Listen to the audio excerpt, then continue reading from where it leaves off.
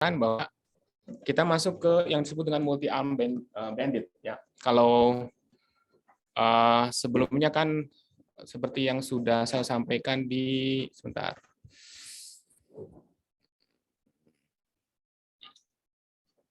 Nah ini, jadi yang disebut dengan sequential, evaluatif, sama sampel. Jadi kalau kemarin kita sudah membahas tentang yang sampel ini dalam yang sequential. Jadi kemarin kan ada contoh sederhananya adalah grid work ya. Kalau dalam grid work itu kita berbicara tentang sequential. Jadi rewardnya seperti apa, kita ingin cepat, terus kemudian ada discount faktor ya. Jadi kita kemarin hanya membahas tentang sequential ini. Nah sekarang kita akan masuk ke evaluative feedback. Cuman supaya sederhana, maka yang evaluative feedback ini kita akan mengasumsikan bahwa dia one shot, dalam artian kita tidak sequence beberapa kali dalam state ya. Jadi kita hanya satu state aja untuk memutuskan, tapi kita punya banyak opsi. Jadi kita dikasih pilihan, pilih ini atau ini atau ini, kita putusin. Nah itu berdasarkan nanti ini yang disebut dengan multi-arm bandit. Ya. Nah kalau yang sebelumnya itu sequential. Nah kenapa kita harus melalui proses seperti ini? Seperti yang sudah saya sampaikan, ini untuk menyederhanakan. Jadi kasusnya semakin kompleks ketika kita combine sequential, evaluatif, sama sampel. Nah sekarang kemarin kita sudah bahas rumitnya kalau pakai sequential saja. Tapi yang lain dianggap exhaustive, yang sampel itu exhaustive, terus kemudian supervise, ya karena kemarin kita asumsikan environment-nya kita tahu, tidak ada uncertainty meskipun di situ kita ada probabilitas, ya. Nah sekarang kita masuk ke kasus di mana evaluatif. Jadi kita ini kasus di mana kita harus berinteraksi dengan lingkungan, meskipun kalau kemarin kan kita tidak si agentnya tidak diperlukan ke dalam ya, tidak diperlukan tidak diperlukan untuk mencoba. Kita bisa langsung pakai value iteration sama policy iteration, kita bisa langsung eksekusi. Terus kemudian kita menghitung berapa value function, terus nanti terus kemudian kita update policy yang paling optimum apa. Bisa pakai value iteration maupun policy iteration. Nah kalau sekarang kita nggak bisa melakukan itu. Karena kita tahu nggak tahu environment-nya itu kemungkinannya seperti apa. Dianggap agent-nya tidak tahu. Ya. Oke, jadi ini konsepnya. Nanti semakin lama semakin rumit karena kita menggabungkan semua kasus. Ya. Nanti saya akan kasih tugas, saya udah bikin tugasnya. Nanti kita bahas terakhir ya. Oke, jadi sekarang kita akan membahas tentang multi-arm bandit problem. Ya. Nah, saya pernah melihat bukunya multi-arm bandit problem ini, satu buku ya. Saya belum baca, terus terang aja belum baca, tapi ya artinya ini banyak dipakai juga. Cuman kita tidak akan konsentrasi di sini, kita akan mengambil sesuatu yang lebih sederhana ya dari kasus ini. Nah, sebetulnya apa yang akan kita pelajari seperti yang dulu, yaitu evaluative feedback itu membutuhkan eksplorasi sama eksploitasi. Dalam kehidupan kita juga seperti itu. Contohnya kalau misalkan kita selalu mempertimbangkan bahwa kita ingin mengeksploitasi sesuatu atau saya ingin mengeksplor. Misalkan kalau Anda mau pergi ke restoran, misalkan nggak usah restoran, kantin ya. Biasanya kan punya makanan favorit, Anda punya makanan favorit. Berarti kan kalau saya sudah tahu di salah satu nama counter ini di situ, Sari apa?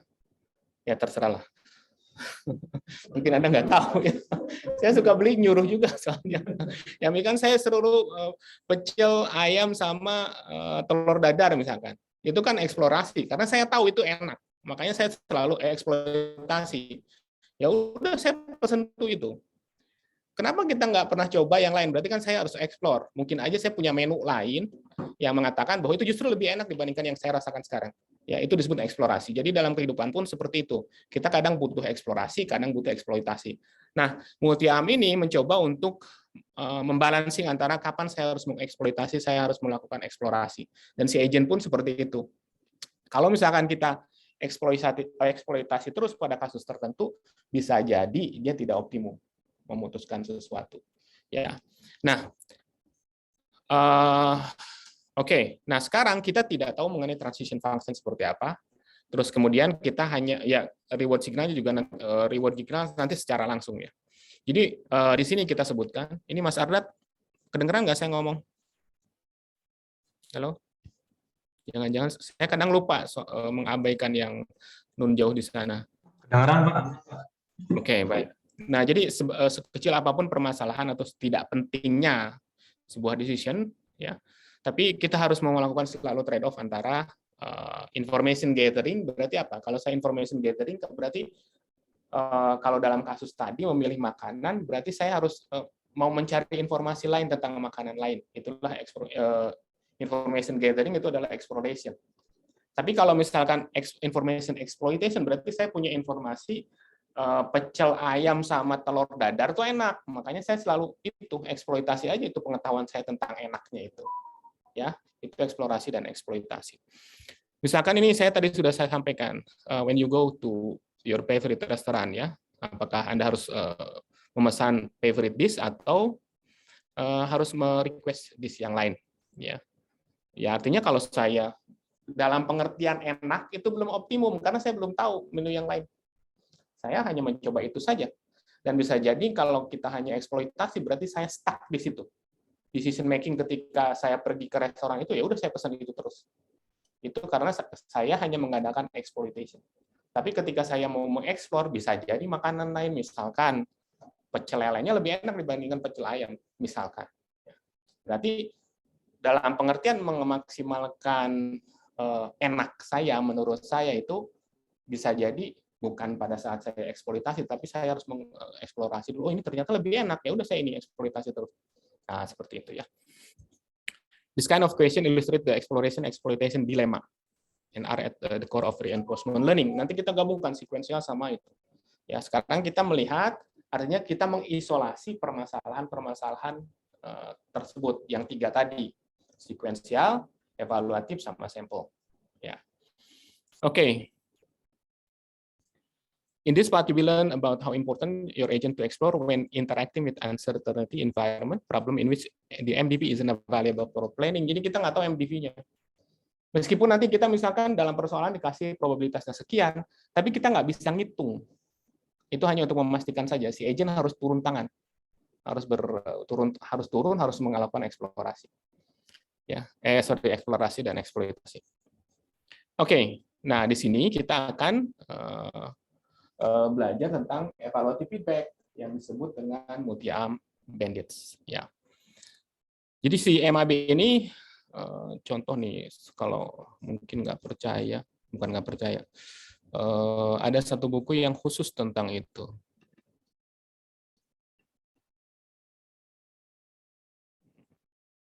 Mana ya?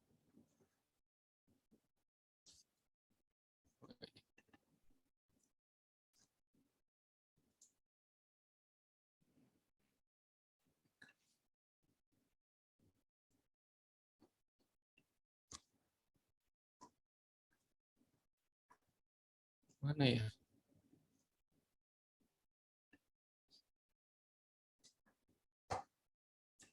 Nah ini. Yang mana tadi?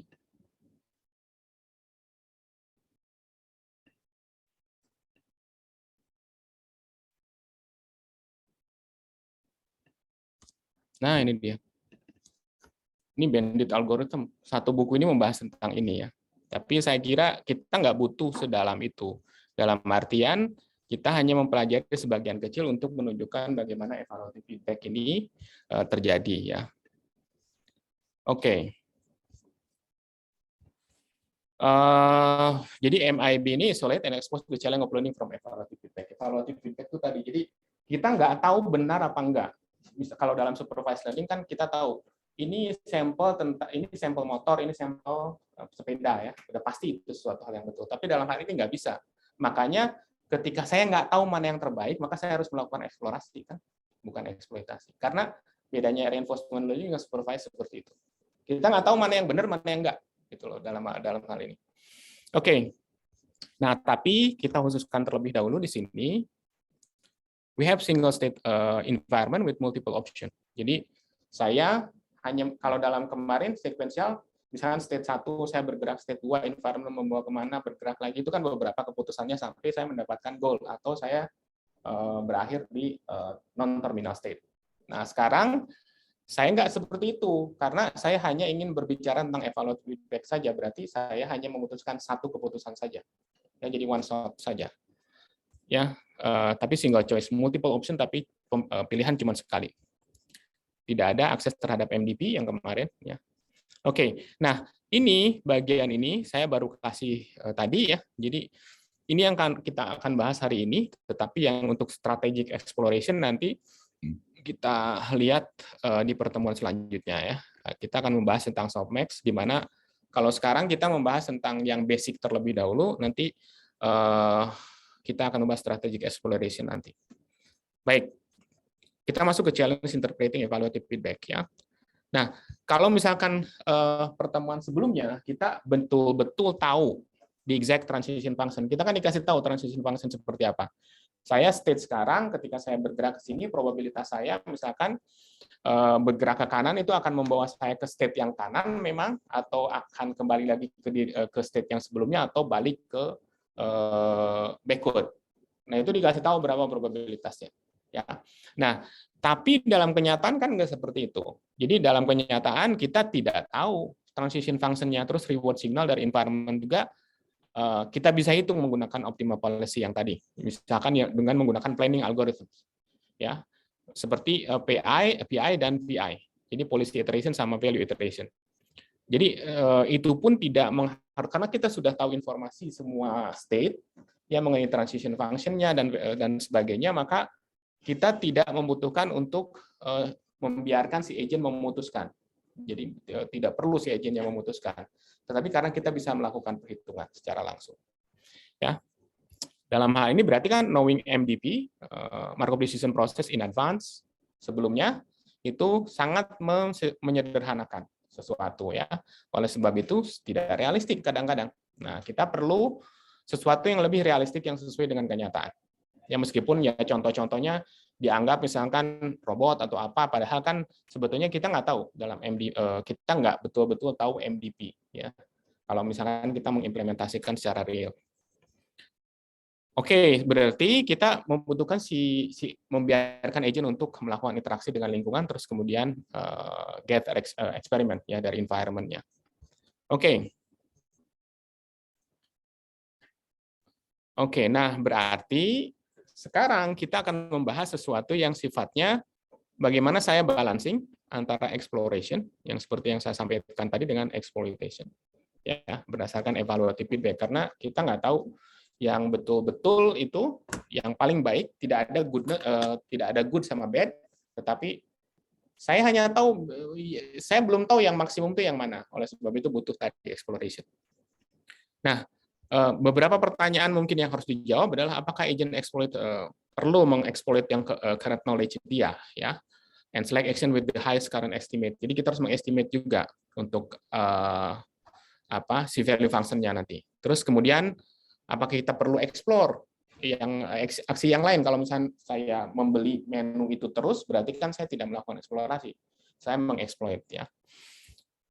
When do you know? Ya, kalau misalkan saya ingin tahu kapan saya menyatakan bahwa estimate-nya itu baik apa enggak, karena saya nggak tahu apa-apa. Saya harus mengestimate.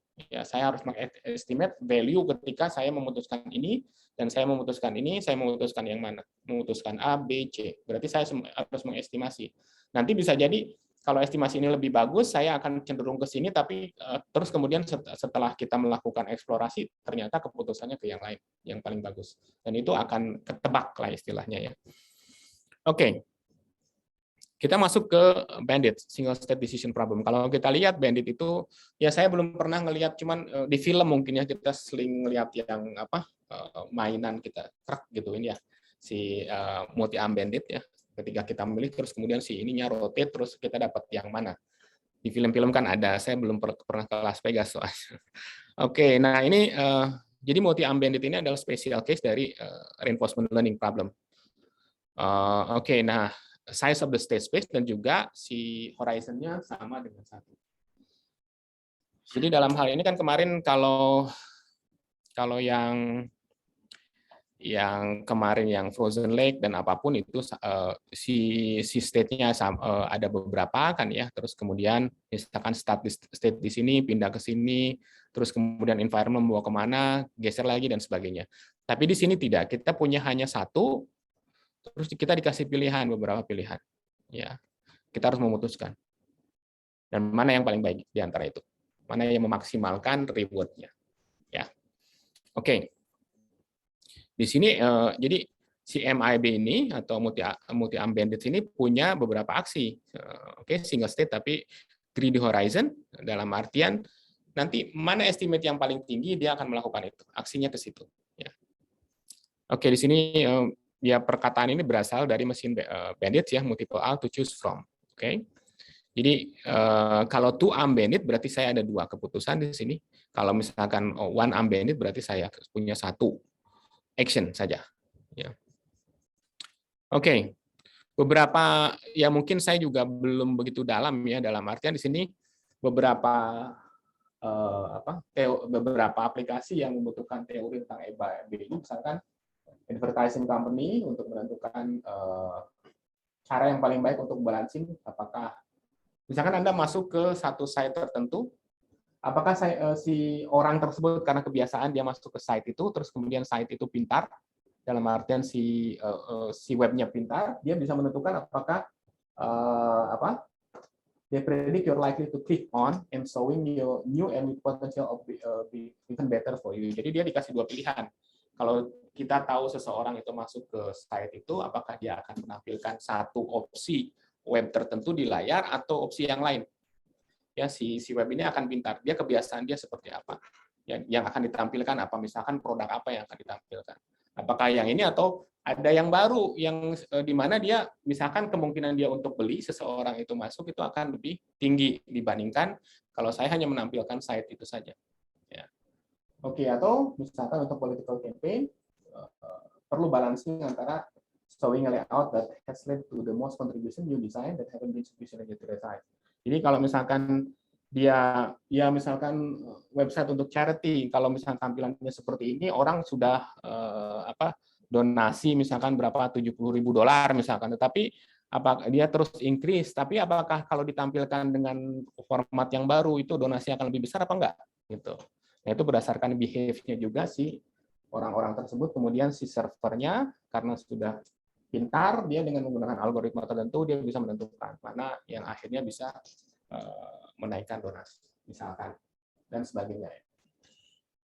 E-commerce, mungkin kalau Anda tertarik, silakan ya. Ada satu buku yang recommender system, mungkin salah satunya menggunakan ini. Ya. Oke. Nah, tapi banyak juga apakah kita harus eksplorasi, misalkan oil drilling, atau saya eksploitasi, atau saya harus mencari ke site lain, dan sebagainya. Ini itu beberapa permasalahan yang ada.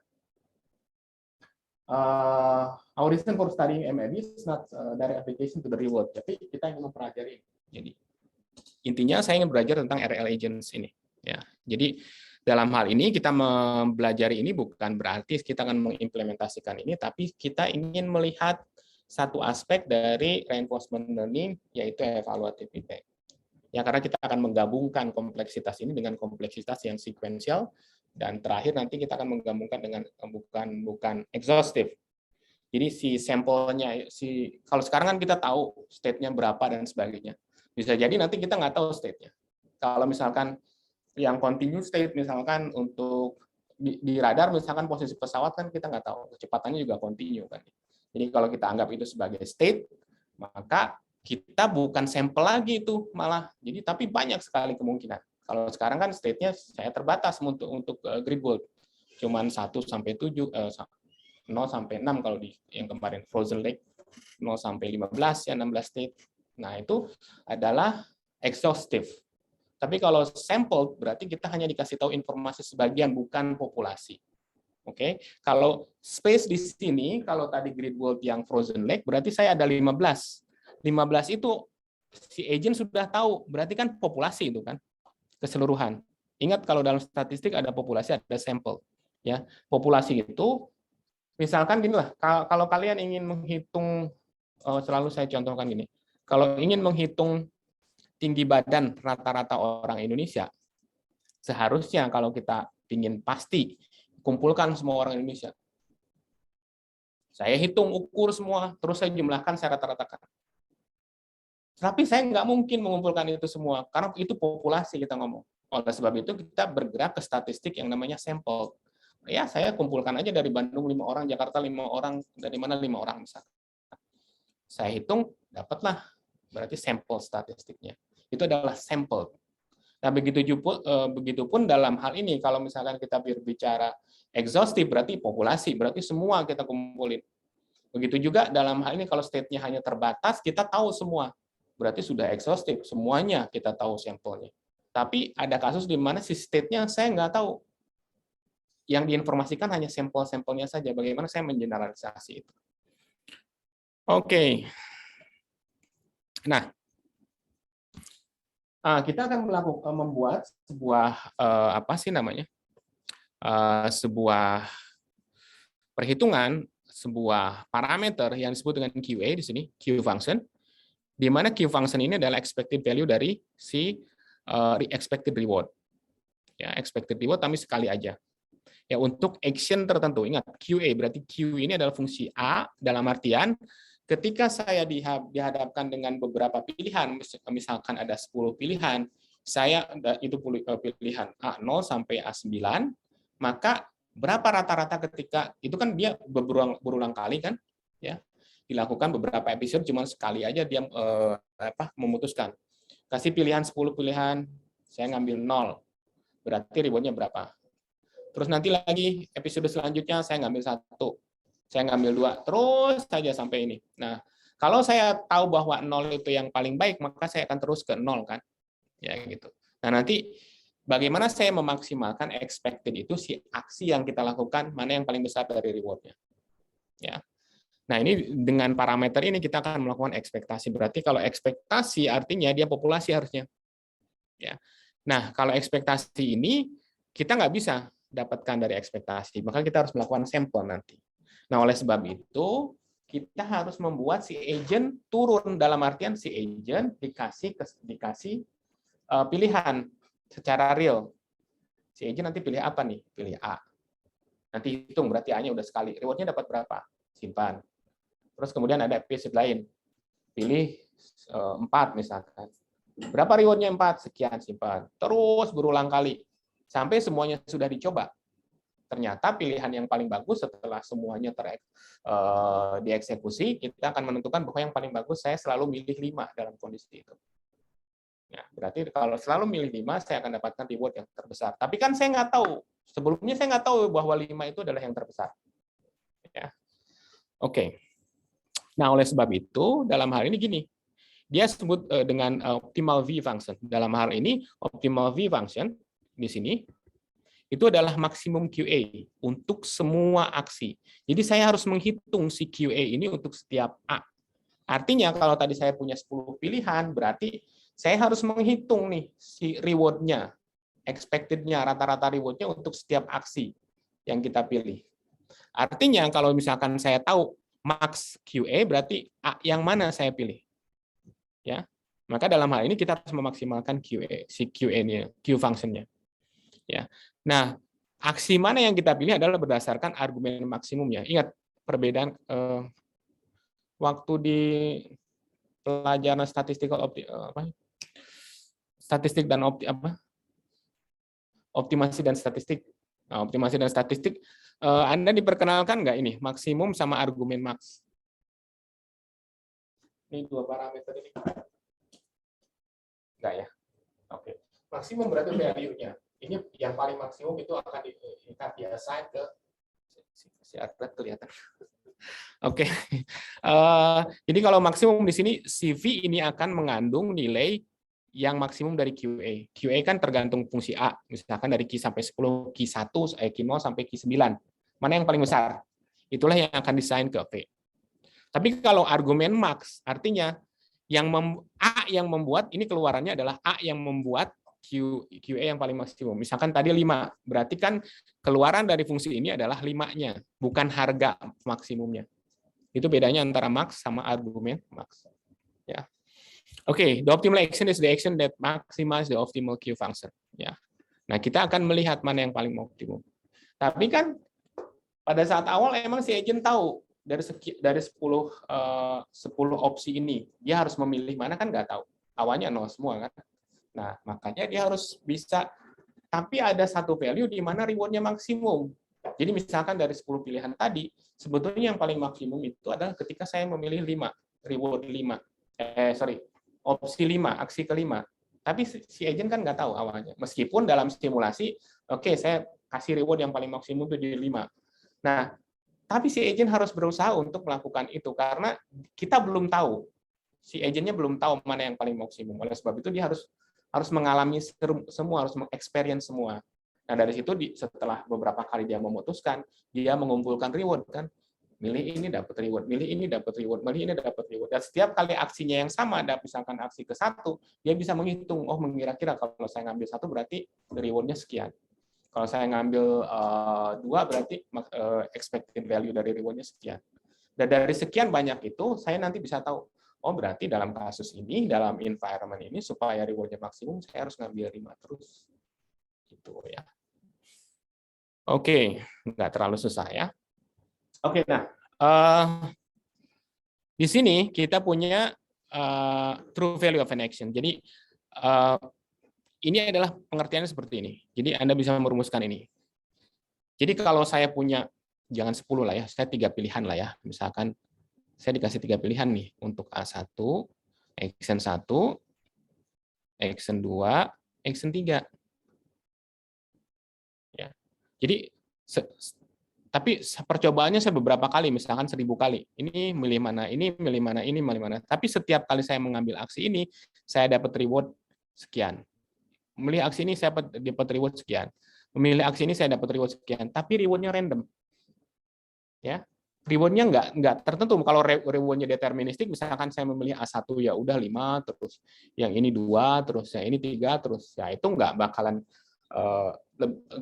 menarik ya. Lama-lama dia bisa lebih cepat dia akan menentukan mana. Tapi dalam hal ini dia reward-nya bisa jadi adalah stokastik. Ya, reward-nya probability bukan probability, artinya dia random variable ya.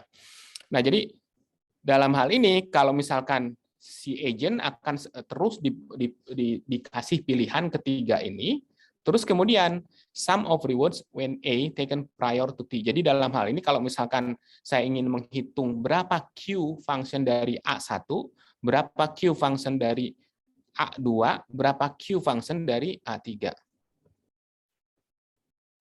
Nah, setiap kali melakukan percobaan, oke, dikasih pilihan mana? Milih ini dapat reward, milih ini dapat reward. Nah, berapa dia Q function untuk pilihan A1, A2, A3, maka kita bisa tentukan setiap kali saya memilih A1, berarti ini counting yang bawah berhitung. Berapa kali saya memilih A1. Terus kemudian dari misalkan 10 kali, berarti berapa reward yang saya hasilkan dari setiap ngambil A1. Nanti si reward-nya dijumlahkan dibagi dengan berapa kali saya ngambil A1. Inilah Q function dia kan. Berarti kalau dari 1000 misalkan saya memilih A1 itu adalah 300. Ya. Berapa dia reward setelah saya ngambil 300 kali A1? Terus kemudian A2 juga saya ngambil misalkan 400. Berapa reward yang dia peroleh setelah saya ngambil 400 dari A2? A3 sisanya misalkan 700. Berapa reward yang dia peroleh setelah ngambil 700? Maka setiap kali itu saya bisa menghitung. Maka kita bisa mengestimasi Q function dari setiap aksi. Ya. Berarti kan saya jelas sekarang. Oh, berarti setelah saya lama menghitung ini Q function-nya, yang paling maksimum ternyata rata-rata dari A1. Ya sudah, berarti dalam kasus ini saya akan mengeksploitasi atas A1 kalau tidak berubah. Ya. Tetapi ketika saya pertama kali dihadapkan misalkan pada saat awal milih A1, kalau misalkan greedy ya, anggaplah dia random dulu, terus A1 ternyata paling besar, terus aja di situ A1. Padahal saya belum melakukan A2, A3. Saya kan nggak tahu. Makanya kita butuh eksplorasi ketika saya tentukan itu. Nah, sebetulnya menghitung Q function itu sama. Tapi strategik bagaimana saya memilih, itulah yang berbeda satu sama lain. Ya, oke. Nah, di sini kita lihat, ini harus Anda kalau misalkan di tingkat-tingkat master, tingkat-tingkat S3 nanti ini harus tahu indikator function. Satu argumen dalam artian dia bernilai 1 kalau argumen ini betul. Kalau argumen ini salah, dia bernilai 0. Dalam hal ini, kalau misalkan saya menghitung A1, berarti AI, aksi keberapa dia bernilai A. Kalau misalnya aksi keberapa saya memilih 1, berarti ini dijumlahkan. Ya, ngerti nggak? Dia kan random nih, saya memilih 1, 2, 3 kan. Kalau aksi saya adalah 1, ya berarti saya hitung itu indikator fungsinya 1 dikalikan dengan reward dia diperoleh berapa. Karena nggak mungkin eksklusif ya. Artinya kalau saya memilih A1, nggak mungkin saya memilih A2 secara bersamaan kan.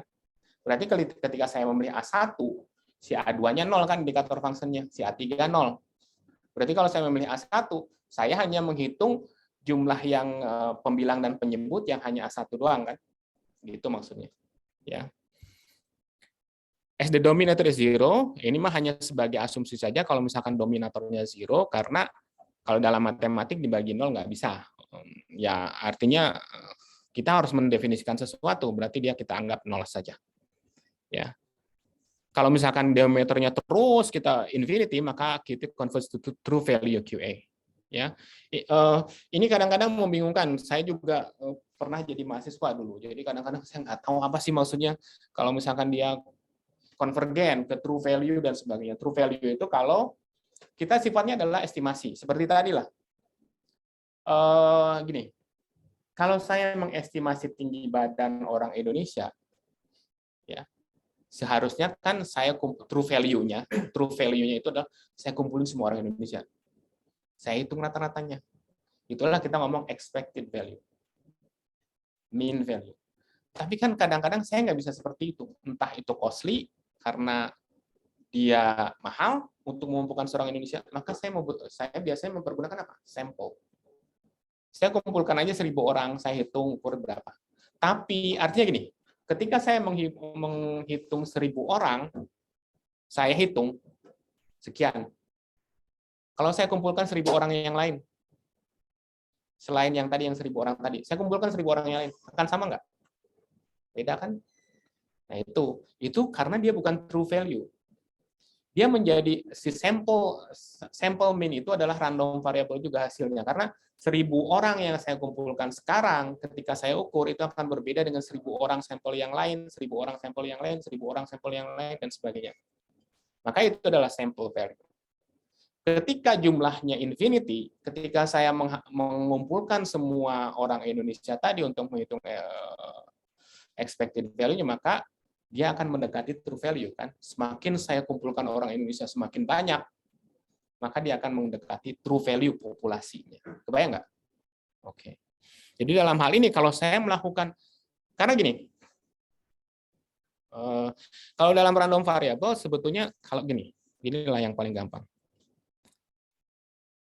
Kalau saya melempar dadu 1, itu kan angka 1, 2, 3, 4, 5, 6 ya. Kalau saya melakukan 100, kita kalau berapa probabilitas angka 1 keluar? Berapa? 1/6.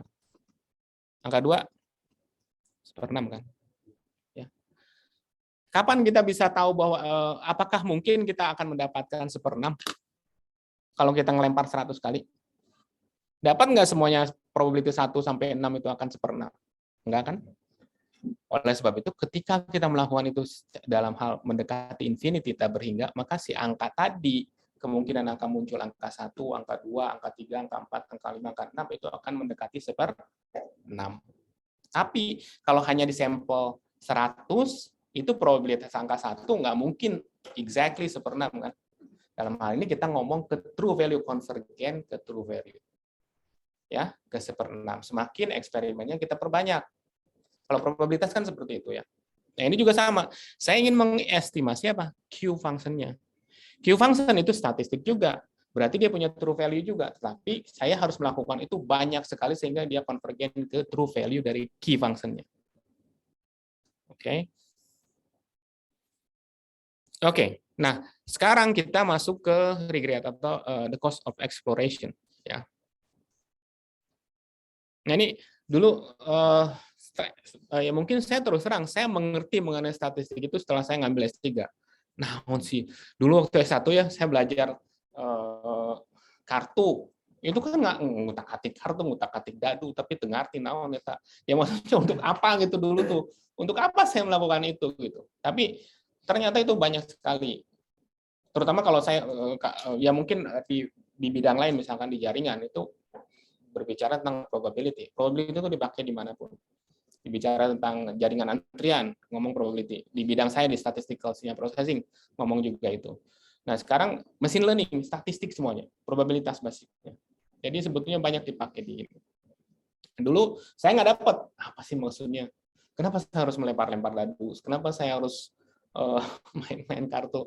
Nah, ya maksudnya itu kadang-kadang ya saya sadari, oh bukan berarti nggak berguna, cuman mungkin waktu itu saya nggak dapat idenya. Ya artinya memang harus bertahap belajar itu. Tapi ya itulah sebetulnya itu kepake, probabilitas itu kepake di banyak tempat ya. Oke, meskipun sebetulnya machine learning itu adalah statistik probability statistik. Ya.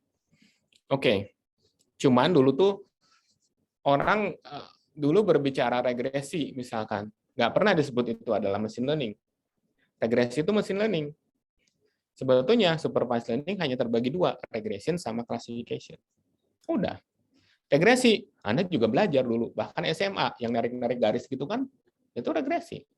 Regresi itu adalah metode, salah satu metode supervised learning. Ya, cuman sekarang namanya disebut supervised atau regression. Sebetulnya regresi. Klasifikasi targetnya kan cuman discrete ya, klasifikasi itu. Oke, dalam kasus RL ini, agent needs to maximize the expected cumulative discounted reward.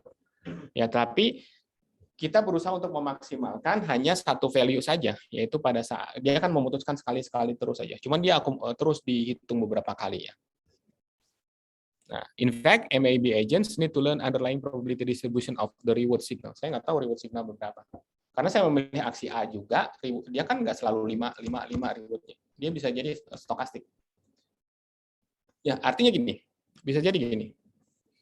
Kalau saya punya 3 pilihan A, 1, A2, dan A3, maka reward di A1 ini bisa jadi bukan satu nilai, tapi bisa jadi gini.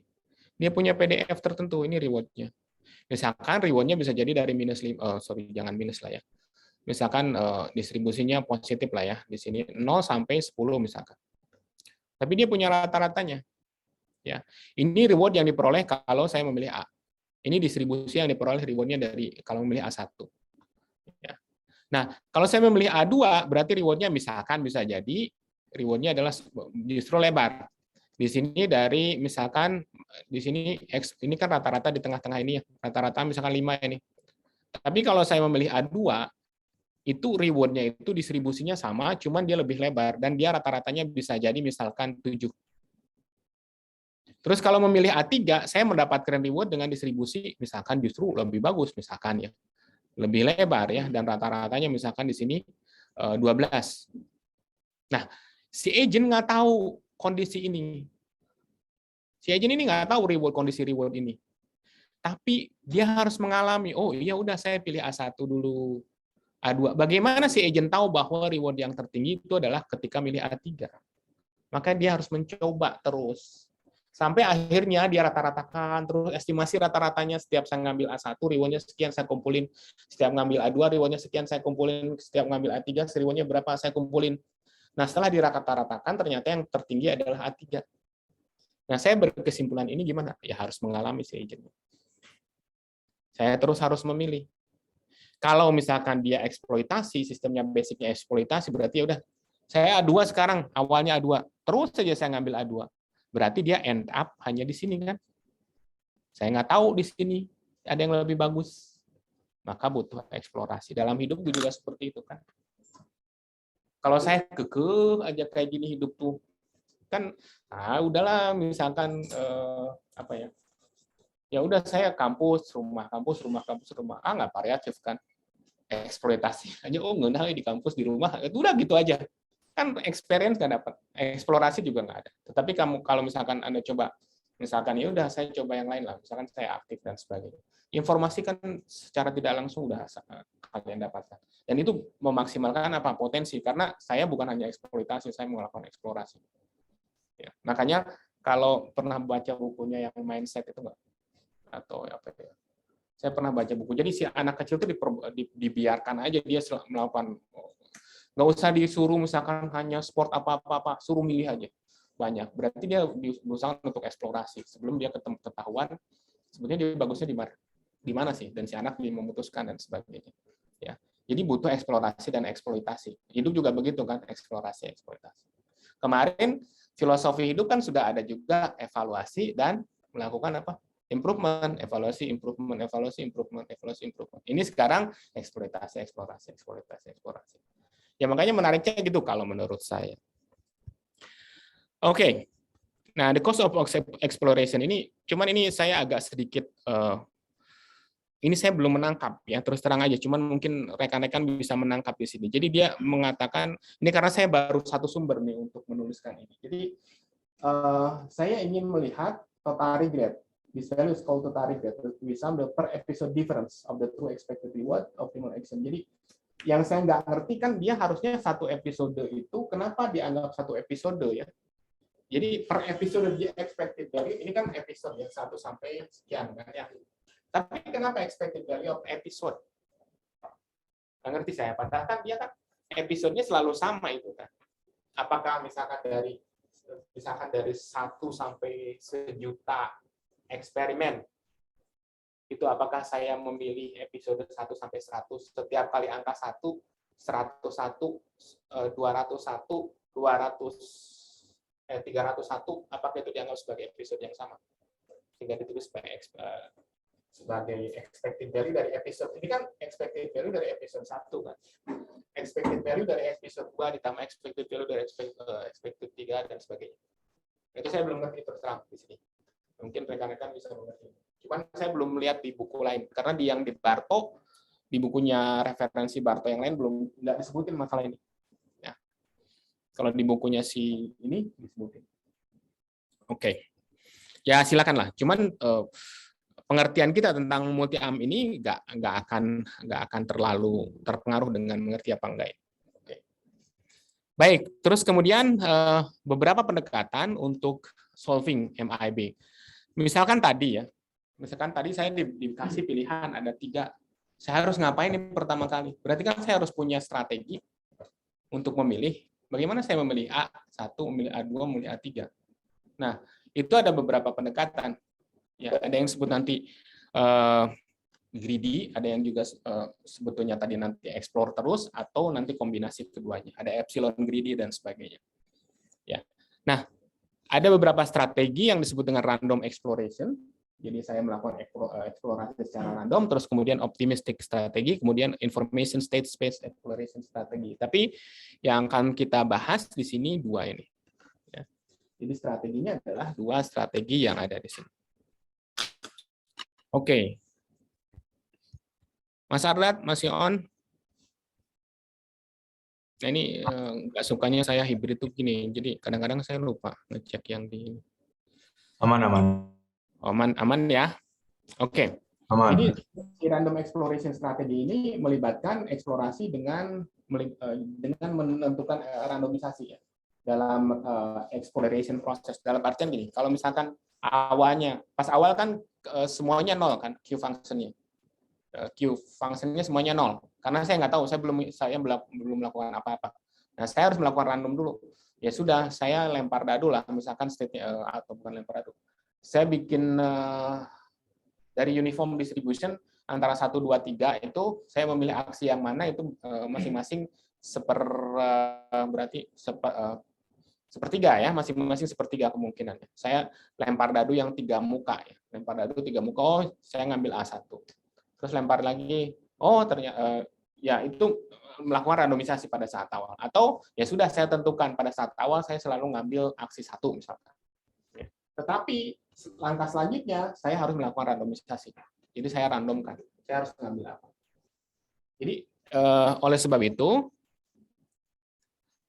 agent selalu mengeksploitasi ya most of the time, tetapi dia menggunakan randomness.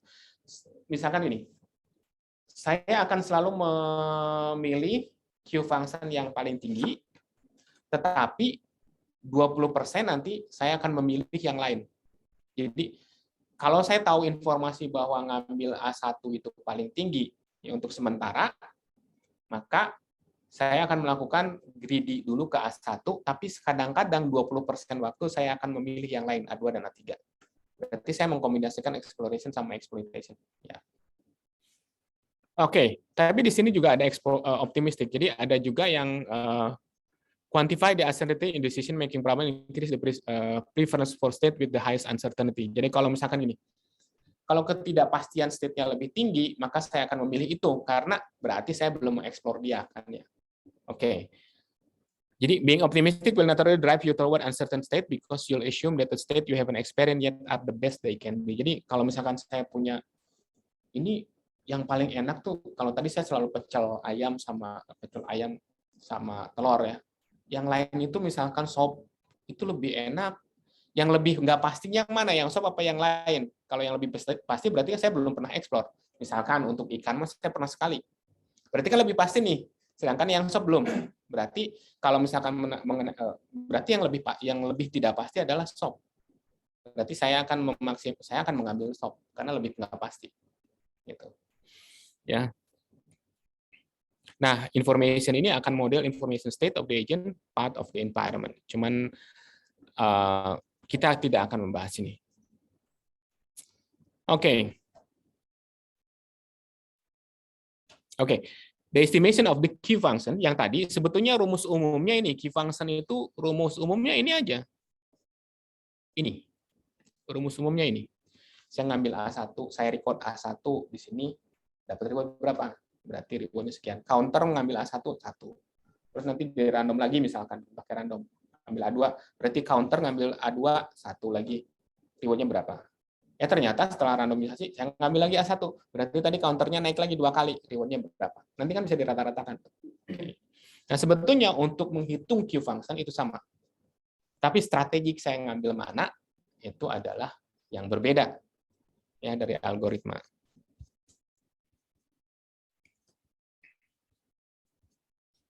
Kalau ada pertanyaan langsung tanya ya. Mana tadi? Oke, ini. It is important to notice. Jadi estimasi dari key function ini sama ya, something else will have in common. We estimate the key function we need to calculate the per action average reward. Ya. Estimate of an action A is equal to total reward obtained when selecting A divided by the number. Ini bukan sama tadi seperti tadi ya. Oke. Nah ini yang paling penting yang bawah. There are no difference in how strategy we evaluate in this chapter estimate the key function. The only difference is how each strategy use key function estimate to select action. Jadi yang berbeda bukan mengestimate key function-nya. Bagaimana saya mempergunakan key function tadi untuk melakukan aksi. Strateginya seperti apa? Berarti pertama saya harus mengestimate key function. Nah, cara memanfaatkan Q function so far sampai sekarang saya dapatkan itulah yang berbeda antara satu algoritma dengan algoritma lain. Oke. Nah, kita hanya akan belajar sesuatu yang sederhana aja. Ya, sudah dua state. Satu state. Ya. The rightmost state is the goal and provided +1 reward.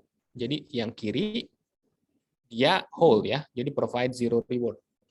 Tapi si agent nggak tahu. Si agent nggak tahu dalam hal ini. Saya sebagai agent masuk, saya dikasih 2 pilihan. Saya nggak tahu dia bahwa dia tuh kalau saya ngambil ke kanan itu 0,8. Saya akan ke situ. Kalau ke kiri saya 0,8 juga ngambil ke situ. Saya nggak tahu. Cuman ini hanya sebagai angka untuk melakukan evaluasi dia mana. Betul nggak sih dia algoritma itu akan mengikuti misalkan kalau dia akan selalu ke 0,8 nanti larinya. Ke 1, ke 2 memilih ke kanan misalkan. Ya, oke. Jadi ketika saya memilih 1, ini lihat stokastiknya ya. Ini juga kita tetap ada stokastiknya dalam artian ketika saya memilih 1 belum tentu saya akan mendapatkan reward 1. Ya. Tapi ada kemungkinan ketika saya memilih ke kanan itu akan balik dapetin 0. Ya. Jadi stokastik environment di situ. Oke, tapi kita hanya satu perbuatan saja, satu decision saja di situ. Nggak sequence. Nanti kita gabungkan nanti. Oke, jadi bandit sleeper walk graph-nya seperti ini. Jadi ketika milih 1 belum tentu dia dapat reward. Bisa jadi dia karena environment dia akan membuat ke yang lain.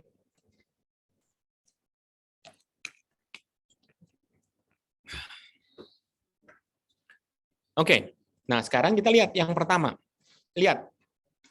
Di sini untuk greedy dan random, ini adalah basic. Bukan yang terbaik. Tapi kayak epsilon greedy, ini adalah kombinasi antara ini. Greedy artinya gini. Saya selalu akan memilih, tadi kan gini, kalau menghitung Q function itu selalu sama, mau algoritma apapun. Tapi memanfaatkan Q function itulah yang akan menjadi berbeda. Nah, dalam greedy ini, setiap kali saya punya key function yang paling tinggi, itulah aksi yang saya akan pilih. Berarti kan pada saat awal, ya sudah saya tentukan dulu, saya selalu ke 0 misalkan pada saat awal. Dapat reward nggak? Nggak. Kalau misalkan ternyata saya membawanya ke 1, berarti kan sekarang reward saya 1 ya. Saya akan selalu stuck di 0, terus ke situ, ke 0 aja terus. Karena greedy, karena dia Q function yang paling tinggi terus. Contohnya ini. A greedy strategy isn't really strategy but baseline atau fundamentalnya. Jadi ya greedy nggak mungkin orang pakai karena ada kelemahan. Ya. It is strategy with no exploration. Jadi kita ingin menggambarkan kalau strateginya hanya exploitation. Jadi yang dia tahu aja saya eksploitasi si greedy ini. Q function yang paling tinggi ya sudah saya ambil aja terus itu. Atau tadi pecel lele, pecel ayam tadi yang kata kamu paling enak, ya udah saya itu aja. Padahal saya belum yang lain, belum mencobain yang lain, bisa jadi yang lain lebih enak malah. Ya, ini greedy, berarti yang saya tahu itulah yang saya ambil, yang paling maksimum. Ya. Always selecting the action with the highest estimated value. Estimated itu yang mana? Yang harga yang Q function-nya tadi. Karena si Q function diestimasi berjalan berdasarkan waktu kan. Belum tentu yang terbaik gitu kan. Karena dia selalu berjalan terus. Kalau sampelnya hanya 1-2, mana tahu saya mana yang paling bagus. Ya. Greedy strategy get stuck with the first action immediately. Ya iya, kalau misalkan saya pilih 0 aja pada saat pertama, ternyata 0,2 tadi membawa ke 1, dapat reward. Ya udah saya pilih itu terus. No, padahal kan belum tentu yang paling besar. Contoh di sini lihat. If your agent only has 1 episode left, jadi kalau saya nggak bakalan melakukan apapun lagi, hanya 1 itu, ya pilih greedy yang paling besar. Tapi kalau misalkan masih ada kesempatan untuk memilih beberapa kali, ya maka jadi kalau misalkan Anda dihadapkan pada satu pilihan dalam hidup, misalkan ya, dan Anda sudah tahu nih pilihan ini, misalkan gini, saya mau S2 atau saya mau kerja. Kalau pilihan hidup saya hanya sekali saat itu, ya sudah saya greedy dalam artian saya lebih tahu nih S2 tuh masa depannya lebih tinggi dibandingkan saya kerja misalkan. Ya udah saya pilih aja greedy. Dalam artian pada saat itu saya tahu S2 lebih bagus kemungkinan masa depannya dibandingkan yang saya kerja langsung misalkan. Maka saya akan ngambil S2 aja greedy. Saya nggak tahu nanti sebetulnya yang paling bagus yang mana. Tapi berdasarkan informasi yang saya peroleh sekarang, kalau saya masuk S2, kemungkinan saya berkarir lebih bagus dibandingkan ketika saya harus kerja misalkan. Itu ketika saya dihadapkan hanya 1 episode saja di depan, ketika memutuskan sesuatu, ya udah, greedy adalah suatu hal yang paling baik. Ya.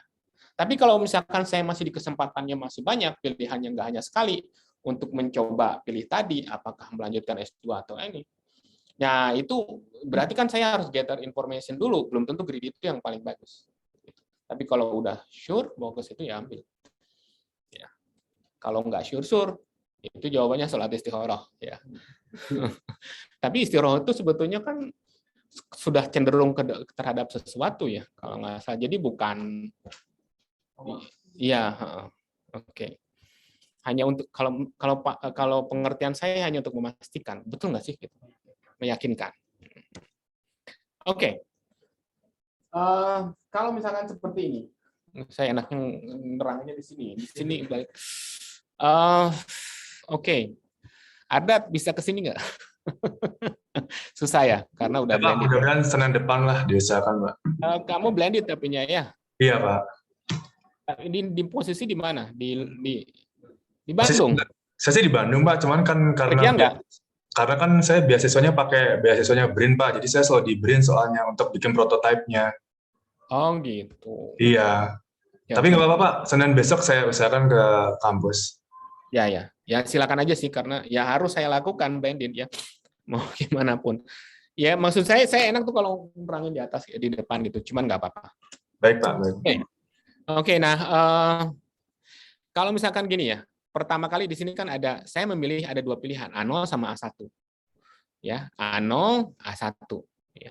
Terus kemudian pada saat awal saya kan Q function-nya saya nggak tahu karena saya belum si agent belum turun, belum mencari informasi kan. Mana yang terbaik sih saya melakukan A0 apa A1?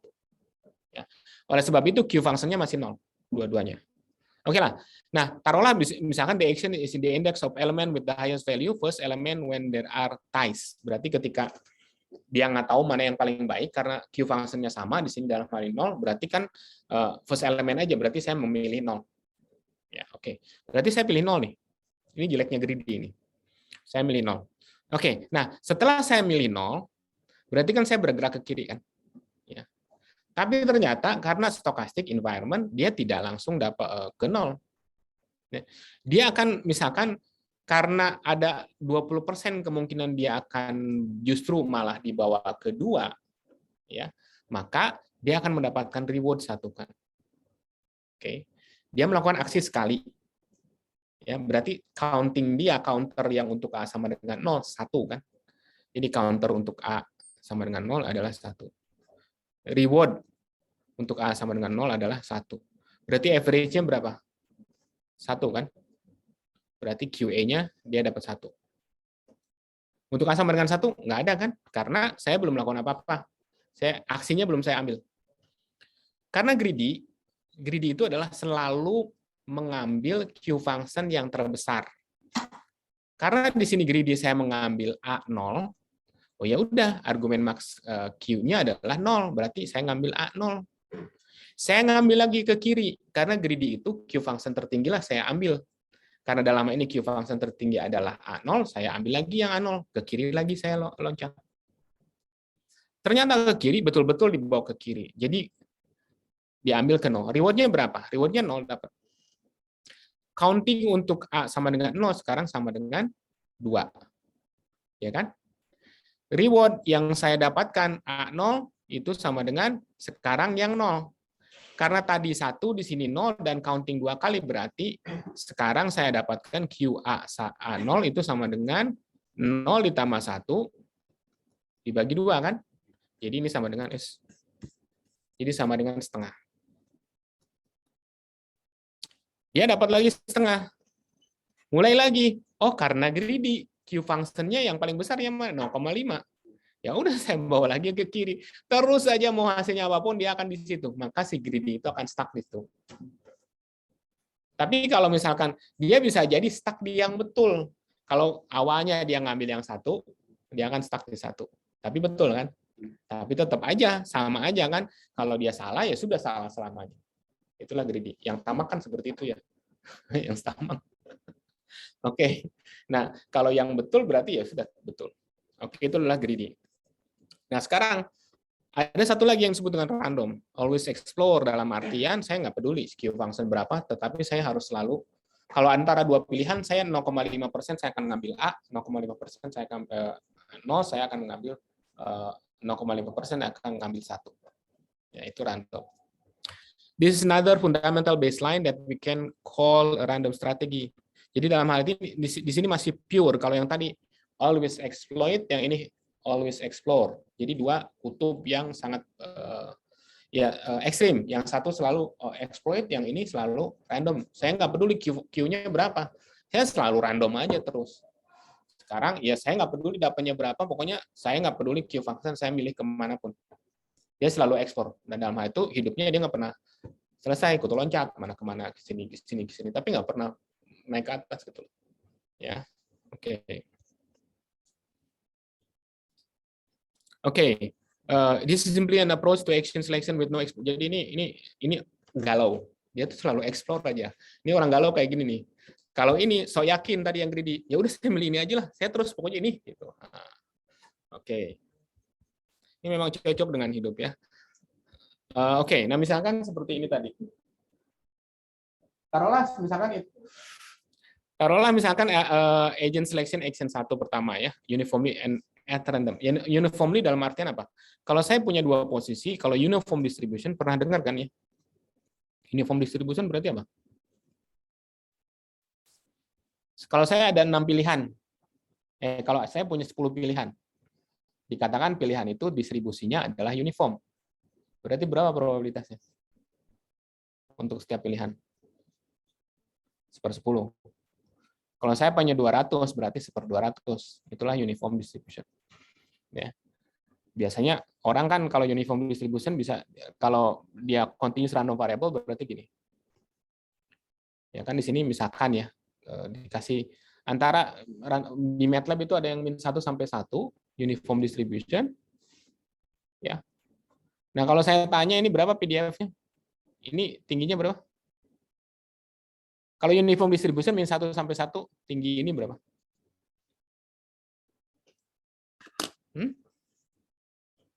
Ayo.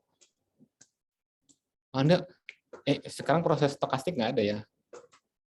Ya, itulah yang statistical and optimization.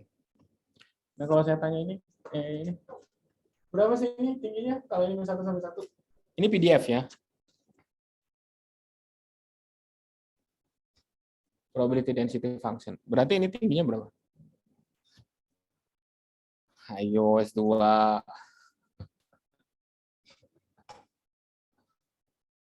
Ini misalkan X lah ya, berarti saya PDF X itu berapa nih? Untuk antara X antara -1 sampai 1. Berapa? Atau PDF tuh sifatnya apa? Basic dari sifat PDF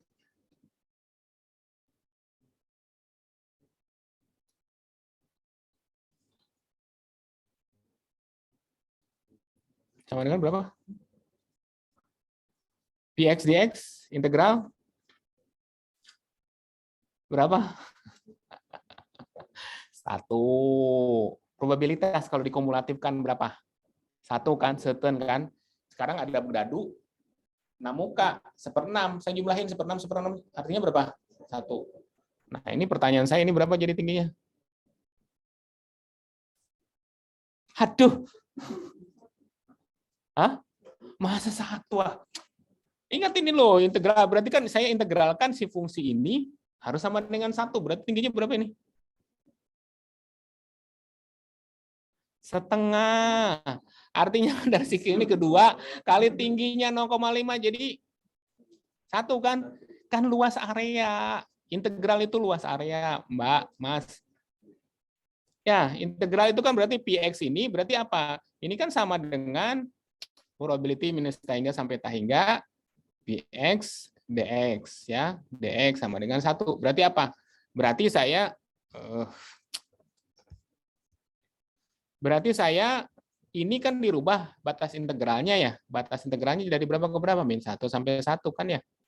Ya. Ini berapa batas integralnya -1 sampai ini kan 0,5 tingginya ya. 0,5 ya. Kali dx 0,5 x -1 sampai 1. X-nya 1 min 1, 0,5 kali 2 sama dengan 1. Ya luas area aja kan, integral luas area ya. Yo. Pak, kalkulus tingkat 1, Pak S1 lagi. Oke, ya jadi kalau misalkan di dalam kasus ini tadi, jadi random action-nya misalkan 1 ya. Nah, sekarang saya dapat 1 ini. Kita akan melakukan randomisasi terus. Saya peroleh dapatnya misalkan saya ke sini, saya ngambil ke sini ke 1, sini. Ke 1 terus kemudian saya si environment membawa saya ke 0, jadi reward-nya 0. Sama lagi di sini 0, 0. Ya, 0 sama Q function-nya. Karena meskipun saya bergerak ke 1, ternyata environment membawa saya ke 0. Dapat 0. Random action lagi. Saya nggak peduli Q function, saya abaikan Q function. Random lagi, saya dapat 1 lagi. Ambil 1 lagi, ternyata saya dapat reward 1. Ya, dapat reward 1, saya dapat Q function jadi 0,5 yang 1 kan tadi karena 2 countingnya sudah 2 kali dapat reward 1 kan ya. Yang 0 nggak pernah diperoleh. Ya, action 0 nggak pernah jadi 0. Nah, meskipun di sini Q function-nya sudah lebih besar A1, harusnya menurut si greedy saya ambil 1 dong. Ya. Tapi kalau randomisasi enggak. Saya nggak peduli Q function, saya randomisasi lagi. Bisa jadi saya ngambil 0 sekarang. Ya, saya ngambil 0 terus berapa? Tapi nanti akan kelihatan mana yang paling besar. Ya, karena di sini 0,8, dia kemungkinan besar akan mendapat reward satu lagi terus paling banyak dibandingkan yang sebelumnya. Coba Anda nanti kalau Anda punya waktu, randomkan aja aksinya, benar nggak bahwa reward yang ngambil satu akan lebih besar? Pasti. Cuman masalahnya kalau kita menggunakan random algorithm, saya nggak peduli saya key function-nya berapapun. Nah, karena ini adalah yang baseline-nya, yang tadi dia ekstrim selalu exploit, yang ini ekstrim selalu explore. Meskipun saya sudah tahu, saya punya informasi bahwa ngambil S2 tuh, setelah saya ngambil informasi bahwa ngambil S2 tuh orang ngasih tahu bahwa itu tuh yang paling baik dibandingkan yang lain. Nah, maka dia akan selalu coba aja dulu yang lain dan sebagainya. Ya. Meskipun nggak terlalu tepat sih. Ya pokoknya gitulah kira-kira ya. Oke. Nah, dalam random algorithm ini, jadi kemungkinan dia akan selalu explore, ya tidak exploit, dia selalu explore. Berapapun Q function yang saya explore, saya akan selalu explore. Tapi kan berarti nggak ada fungsinya dong. Kalau ketika saya selalu explore, nggak ada fungsinya. Saya mendapatkan informasi dari sekian pilihan yang saya punya, saya mendapatkan informasi ini sebetulnya yang paling baik yang harus kamu ambil. Tapi ya udah, don't care gitu ya, ignore lah. Ignorance. Kalau ini si explore ini ignore, selalu explore dalam hidupnya. Coba-coba. Nggak pernah settle dia. Ya. Nggak pernah settle pun jelek. Selalu eksploitasi pun jelek.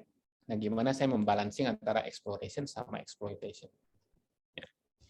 Okay, you could try gather information to support your current belief. You could gather information to attempt proving yourself wrong. Ya bisa jadi saya harus bereksplorasi karena saya ingin membuktikan bahwa saya itu salah ketika saya harus sedang memutuskan ini. Ya udahlah, tapi jangan sampai kalau Anda sudah tunangan, jadi saya mau explore dulu, jangan. Salah itu. Itu salah ya. Oke, the bottom line is exploitation is your goal. Jadi gini. Jadi intinya gini, the bottom line is exploit. Jadi kalau tadi yang baseline tadi, saya selalu eksploitasi, salah. Saya selalu eksplorasi, salah juga. Karena saya mendapatkan informasi, saya nggak gunain. Kalau eksploitasi, saya nggak pernah nyari informasi lain. Yang penting ini betul, menurut saya terus saja itu. Nah, sebetulnya yang kita cari apa? Saya ingin melakukan eksploitasi, itulah goal saya.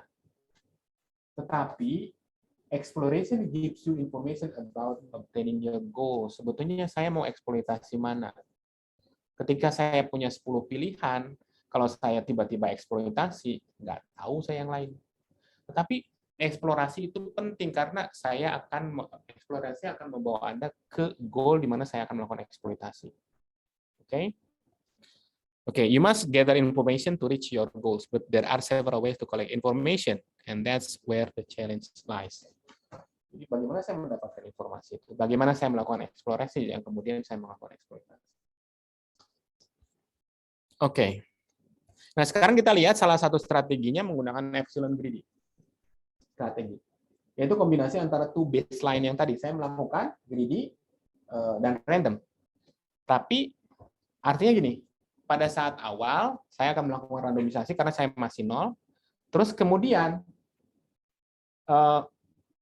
misalkan saya melakukan greedy 80%, tapi 20%-nya saya melakukan eksplorasi. Ya. Jadi nggak setiap saat saya harus melakukan yang QA yang paling bagus atau Q function yang paling bagus. Suatu saat di mana misalkan 20% waktu saya akan melakukan eksplorasi. Karena tadi sifat eksploitasi itu jelek karena saya nggak tahu yang lain yang lebih bagus. Nah, kalau saya sudah tahu, misalkan setelah saya melakukan beberapa kali saya melakukan berdasarkan pengalaman saya, 5 itu sampai sekarang yang paling bagus, ya sampai sekarang yang paling bagus. Tetapi saya nggak bisa seperti itu. Saya harus melakukan eksplorasi lain. Berarti saya harus punya waktu untuk mengeksplorasi pilihan lain. Tidak selalu saya pilih 5. Saya harus tahu dengan itulah saya akan tahu apakah ada yang lebih bagus dibandingkan 5. Ya misalkan 80% saya exploitation, 20% saya melakukan eksplorasi. Ya, misalkan Anda sudah memutuskan kerja di sini. 80% waktu saya ini, tapi kayaknya ada nggak sih yang lebih bagus dibandingkan yang pekerjaan saya sekarang, misalkan. Ya udah saya explore lagi, lamar. Itu, tapi kan artinya ya Anda harus menggather information lagi. Bener nggak sih ini yang paling bagus ya? Meskipun pengalaman Anda mungkin ya ini nggak terlalu cocok, cuman ya kayak gitulah kira-kira ya. Jadi artinya saya ingin tahu yang lain tuh opsinya lebih bagus nggak? Karena saya nggak pernah dikasih tahu, si agent itu nggak pernah dikasih tahu. Ini loh yang paling bagus. Kalau supervised learning kan tahu. Ini motor, ini sepeda, ini motor, ini sepeda. Mana motor, mana sepeda. Tapi dalam ini saya nggak dikasih tahu ketika saya memilih opsi. Misalkan saya ingin memilih yang di antara itu. Tapi saya nggak punya informasi mana yang terbaik. Berarti saya harus mengkombinasikan tadi eksploitasi sama eksplorasi. Ya. Oke. Di sini, you're still selecting the action believed to be the best. Ya, most of the time kalian kita akan melakukan decision berdasarkan pengalaman ini yang paling bagus. Tapi you are also selecting action that you haven't tried sufficiently yet. Tapi saya nggak tahu yang lain. Bisa jadi itu yang lebih bagus yang lain. Bisa jadi ini benar gitu loh. Yang sebetulnya yang kita lakukan benar. Misalkan nanti setelah eksplorasi ternyata probabilitas reward-nya nggak naik-naik terus meskipun saya udah beberapa kali. Ini justru yang lebih bagus terus-terusan ini. Ya sudah, berarti sebetulnya itulah yang harus diambil. Gitu. Ya. This way, your action value function has an opportunity to converge to its true value. This will in turn help you obtain rewards in the long term. Ya. Contoh ini, epsilon greedy ini. Jadi si epsilon greedy ini, misalkan pertama kali first iteration, si agent QA, the agent selects action zero greedily. Ya, artinya udah pada saat 00 kalau greedily berarti harus ditentukan dari awal karena dia belum ada Q function. Ya udah ditentukan mengambil 0. Ya. Nah, ternyata dia akan membawa ke, meskipun saya ngambil ke kiri karena ngambil aksi 0, dia akan membawa ke sini dapat reward 1. Ya. Dapat reward 1, the agent select action 1. The environment goes through this transition and gives 1 reward. Berarti kan sekarang saya dapat 1. Ya. Nah, ini hanya untuk menjelaskan, belum tentu nanti saya akan mendapatkan 1 lagi, bisa jadi dia balik lagi QA. Ya. Cuman di sini ini hanya ingin menjelaskan dia nggak stuck di situ gitu loh. Meskipun saya dapat 1, saya nggak stuck, saya harus memutuskan terus ke 0 kan. Tetapi saya punya kesempatan di mana saya ada random action sehingga 1 bisa diambil lagi. Ngambil aksi lagi 1. Dan ternyata setelah ngambil 1, saya dapat reward 1 lagi, countingnya dapat 1, berarti 1 dibagi 1 ya 1. Ya. Terus kemudian iterasi ke suppose the agent now select action 0 and likely start getting zeros. Ya. Artinya ini kalau misalkan Anda teruskan, Anda bisa melakukan greedy-nya berapa persen, epsilon-nya nanti berapa persen.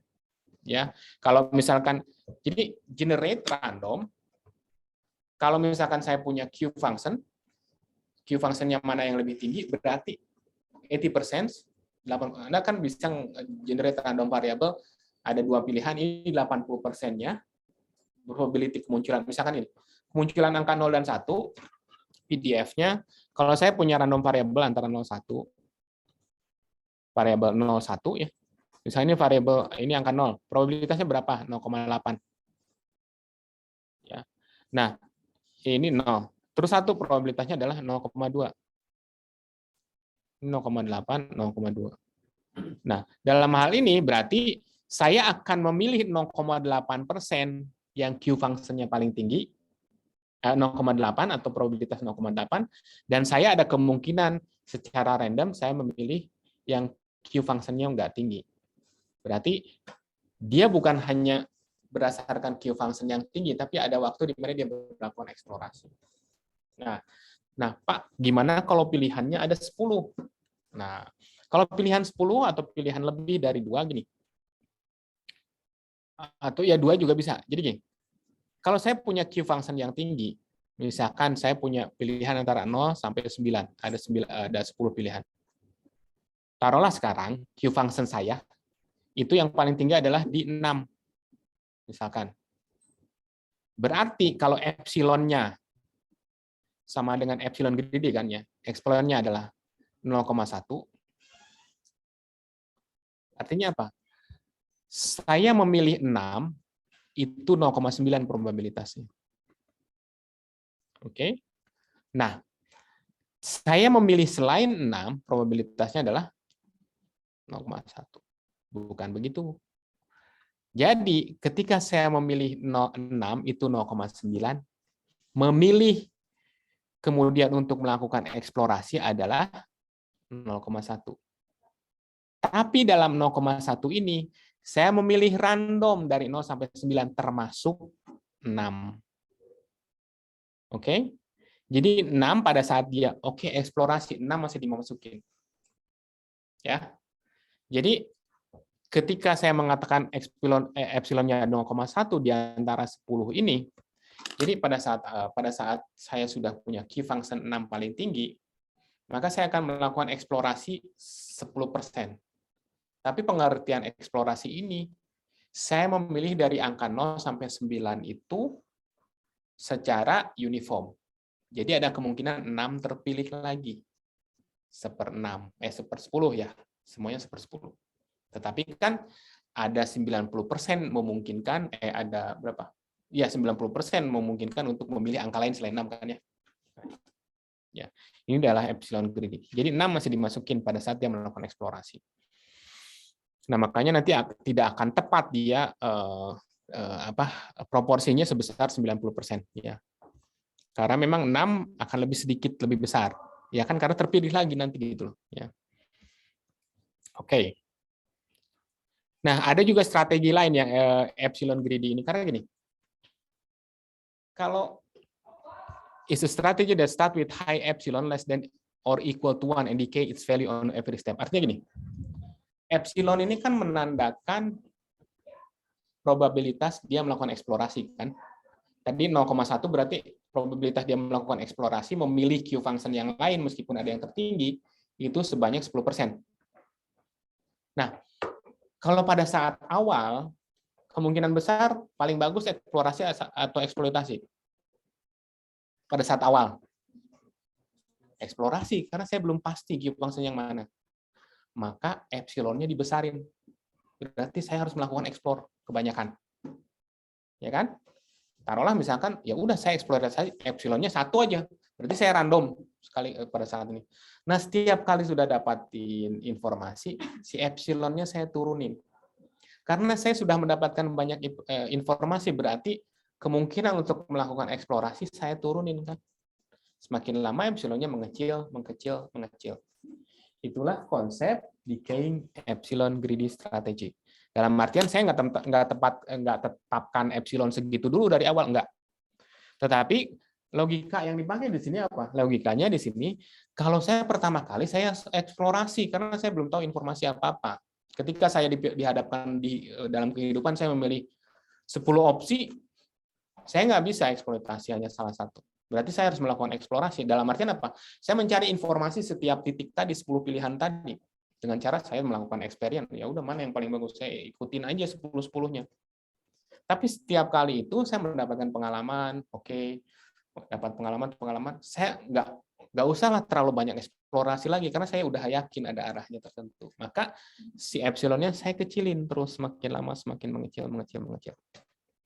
Itulah epsilon decaying epsilon greedy strategy. Ada beberapa cara untuk melakukan decaying epsilon. Misalkan salah satunya adalah 1 per episode. 1 per episode, kalau episodenya semakin bertambah, maka epsilonnya akan menurun. Ya. Ada beberapa sine waves dan juga linear dan eksponensial teknik. Jadi ada beberapa, silakanlah bisa. Ini hanya logikanya ya seperti itu kira-kira ya, decaying exploration. The bottom line is that the agent should explore with higher chance early and exploit with a higher chance later. Jadi ketika awal saya harus banyak melakukan eksplorasi, tapi setelah saya mendapatkan gather information, maka eksplorasi itu harus saya kurangi, saya exploit. Begitu juga dalam hidup, ketika masih muda, wah saya coba semua. Nah, akhirnya saya sudah tahu pilihan. Misalkan yang paling ekstrim, misalkan saya coba narkoba juga, misalkan ya. Terus saya mabok, misalkan saya apa. Tapi kan efeknya jelek ya. Akhirnya saya memilih sesuatu yang this is my life. Jadi ini udahlah. Bukan berarti kalian harus mencoba sekarang, enggak ya. Dalam artian ya ini hanya untuk menggambarkan. Artinya dalam hidup itu pertama kalau masih muda saya sepakat eksplorasi lah. Dari situ kan Anda bisa menyimpulkan tapi bukan ya maksudnya dalam eksplorasi dalam masih koridor betul benar ya. silakan eksplorasi. Mana yang paling bagus ya udah. Tapi jangan kebanyakan eksplorasi, nggak bakalan gini nanti. Nggak bakalan tinggi. Tapi harus putuskan, inilah bidang saya ini, plong. Sudah, saya eksploitasi di situ. Digging, ya, menggali terus. Oke. Saya punya masalah dengan itu juga. Karena saya suka ini, suka ini, suka ini, suka ini. Saya baca ini, tapi ya lambat gitu loh mau tahu sesuatu itu gitu. Jadi sebetulnya bukan gitu, harusnya eksploitasi terus kalau sudah tahu arahnya ke situ. Oke, nah terakhir di sini ada yang disebut dengan optimistic initialization. Jadi dalam hal ini ya udah key function-nya saya tinggiin dulu. Key function-nya tinggi dulu berdasarkan waktu, nanti saya akan semakin tahu bahwa key function akan menurun, nah itulah saya tidak pilih. Nah, another interesting approach to dealing with exploitation dilemma is to treat action that you haven't sufficiently explored as if they were the best possible action. Jadi, ketika awalnya semua dikasih key function yang paling tinggi, berarti kan yang selalu diambil nanti merendah, karena selalu diambil, dia akan semakin lama karena countingnya bertambah, dia akan semakin mengecil. Nah, yang masih belum diambil kan Q function-nya masih tinggi. Jadi awalnya Q function semuanya tinggi. Karena dia belum diambil si Q function yang tinggi, maka dia akan selalu akan balik lagi ngambil yang Q function-nya paling tinggi kan. Nah, oleh sebab itu ini disebut dengan optimistic initialization. The mechanic of strategy is straightforward. Initialize key function to high value and act greedily using this estimate. The points to clarify high value something we don't have access in RL. Ya, tapi ya nanti inilah ya, karena dalam RL gimana caranya untuk melakukan high value ini? Ya, karena nggak jelas juga. Kalau Anda pernah belajar Bayesian, kalau Bayesian itu cost function itu susah ditentuin. Nah dalam hal ini juga kita nggak tahu high value itu berapa, gitu ya. Okay, we need to initialize the count to a value higher than 1 so as to not make key function change quickly. Jadi di sini kita lihat contoh di sini ya. Initialize key sama dengan 1, count 10. Taruhlah countnya 10 ya. Nah, kita lihat misalkan argumen max-nya sekarang initial value optimistic. Ya udah saya ngambil A0 juga ya. A0 sama dengan saya ambil yang 1. Argumen max Q itu adalah 0. Agent select action 0 greedily misalkan sudah ditentuin lah ya, karena saya punya tadi kan kalau misalkan dia ties harga sama ya, maka saya pilih yang first value, berarti first value adalah 0. Nah terus kemudian setelah milih 0 dia balik ke dapat 0,8, rewardnya 0 ya kan, rewardnya 0. Rewardnya 0 dalam artian si reward tidak bertambah, key value tidak bertambah, tapi yang nambah apa? Yang nambah adalah counting dia. Berarti 0 sekarang saya sudah berapa kali dihitung? 11 kali kan? Counting 0 adalah 10 kan? Sebelumnya. Sekarang saya memilih 0, jadi 11 kan sekarang. Ya. Tapi dia dapat reward 0, berarti sekarang yang 0 berkurang. Dalam hal ini berarti 0, dia countingnya total penyebutnya adalah 11 sekarang, karena dia sudah mengambil 11 kali, inisialnya adalah 10 kan? Terus rewardnya tetap 1. Tetap 10 ya dalam hal ini. Berarti saya akan mendapatkan 0,91. Maka saya akan dapatkan 0,91. Nah, kata greedy ini pilih 1. One action greedily ya. Terus kemudian pada saat dia milih 1, dia balik tapi ternyata dapat reward 0. Ya. Maka rewardnya 0 misalkan. Nah, maka saya akan menghasilkan di sini 0, sama-sama 0,91. Tapi Q value continue getting lower and lower as they converge to the optimal. Nanti kita lihat kalau misalkan dia terpilih terus, maka dia akan semakin lama semakin mengecil. Dan yang terbesar itu adalah sesuatu yang belum dieksplor betul-betul. Ya, maka nanti akan konvergen. Kalau misalkan terus kita terusin, maka akan konvergen. Nah, itu ya, by initializing the Q function to high value, we encourage exploration of unexplored action.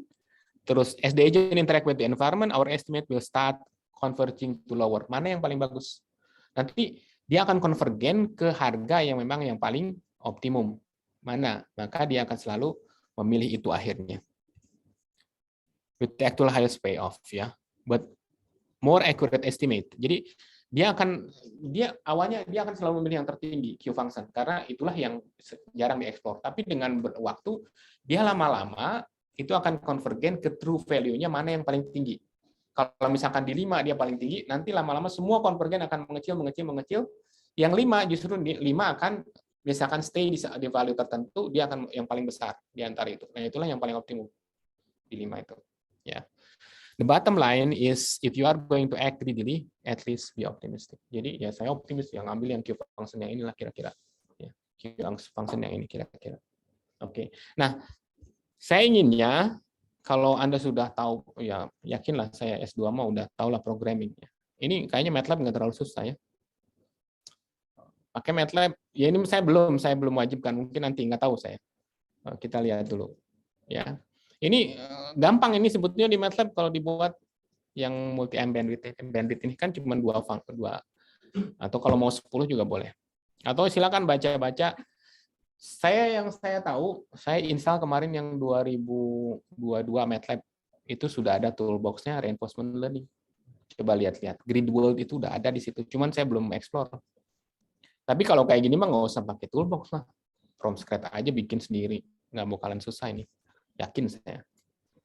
Kalau bahasa pemrograman lain kan liar ya. Sebetulnya bahasa pemrograman lain juga gampang ini kalau kayak gini ya. Kecuali kalau grid world-nya udah besar. Atau Anda bikin program grid world yang nggak khusus, misalkan ya udahlah grid world-nya saya 4x4 berarti 16 state kan. Itu gampang. Tapi ketika grid world harus macam-macam, misalkan saya nggak batasi hanya 6 state, hanya 16 state. Saya bisa masukin inputnya, saya pingin misalkan 25 state, 5 kali 5 ya. Atau berapa state, atau variabel. Nah itu kan nanti kan harus Anda tentuin next state-nya kemana, next terus gimana, dan sebagainya. Itu susah. Tapi ketika kita putusin grid world-nya 16 state, bentuknya kotak, 0, 0, 0, 0, 0, 0, 0 semua. 0 sampai 15. Ke sini 4, ke sini 4. Jadi 4 kali 4, 16 kan ya. Nah, itu gampang. Tapi ketika itu harus fleksibel, nah itu yang susah. Ya. Nah, ya mungkin nanti saya kasih tugas buat yang fix saja 16 misalkan, yang berapa ya. Nah itu nggak terlalu sulit karena next state-nya kalau misalkan saya sudah tahu, taruhlah misalkan 4 kali 4 ya.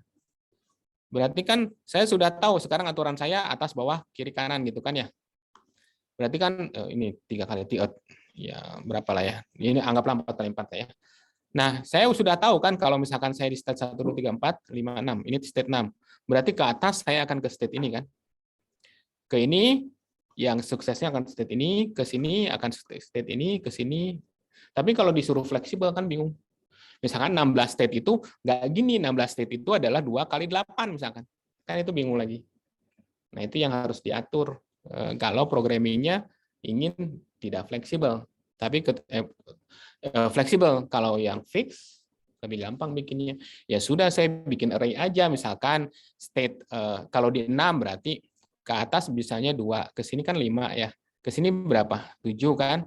Ke sini 6 7 8 9 10 ke 10 kan ya. Berarti oke, state 1 sampai state 0 sampai 16 sebagai kolom pertama, misalkan di sini state 6. Berarti kalau saya anggap di sini adalah ke kanan, ke kiri, ke atas, ke bawah. Berarti kan saya bisa isi nih, berapa. Itu kan ya, kebayang nggak? Yang ini berapa, kanan, kiri, atas, bawah, state keberapa. Kanan, kiri, atas, bawah, state berapa. Kanan, kiri, atas, bawah. Tapi tambah stokastiknya nanti. Stokastiknya kan kalau saya bawa ke kanan, belum tentu ke 7. Ya, bisa jadi kemana. Nah, itu kan ada probabilitasnya, tinggal diatur. Dia tetap aja kan kalau nggak ke dirinya sendiri, kalau ke kanan saya bisa jadi ke atas, ke bawah, tetap aja kan. Tapi Anda bisa bikin probabilitas dalam satu baris kan ya. Dalam satu baris probabilitasnya kemana? Ya kan, ke sini berapa persen, ke sini berapa persen, ke kiri, ke kanan. Kalau saya ke kiri, kalau misalkan saya kodekan action itu ke kanan itu 0, ke kiri 1, ke atas 2, ke bawah 3, berarti ini kan kalau ke kiri ke kanan probabilitas ke sukses berapa ini bisa lah, yakin saya. Tapi kalau yang fleksibel lebih pusing. Ya, karena Anda harus atur gimana caranya next state-nya. Apalagi kalau dikasih, oke, rule-nya environment yang nggak gitu, saya bisa jadi loncat misalkan. Setelah di 2 ini ada kemungkinan loncat ke bawah misalkan. Itu lebih pusing lagi. Ya. Itu state yang fix. Sekarang bayangkan, kalau robot geraknya state-nya fix nggak? Nggak. Banyak kan? Tapi orang sudah berhasil menentukan itu. Ya, kita masih belajar basic-nya. Itu nanti apa? Gabungannya. Kalau Anda lihat di sini sebetulnya policy itu sebuah fungsi kan.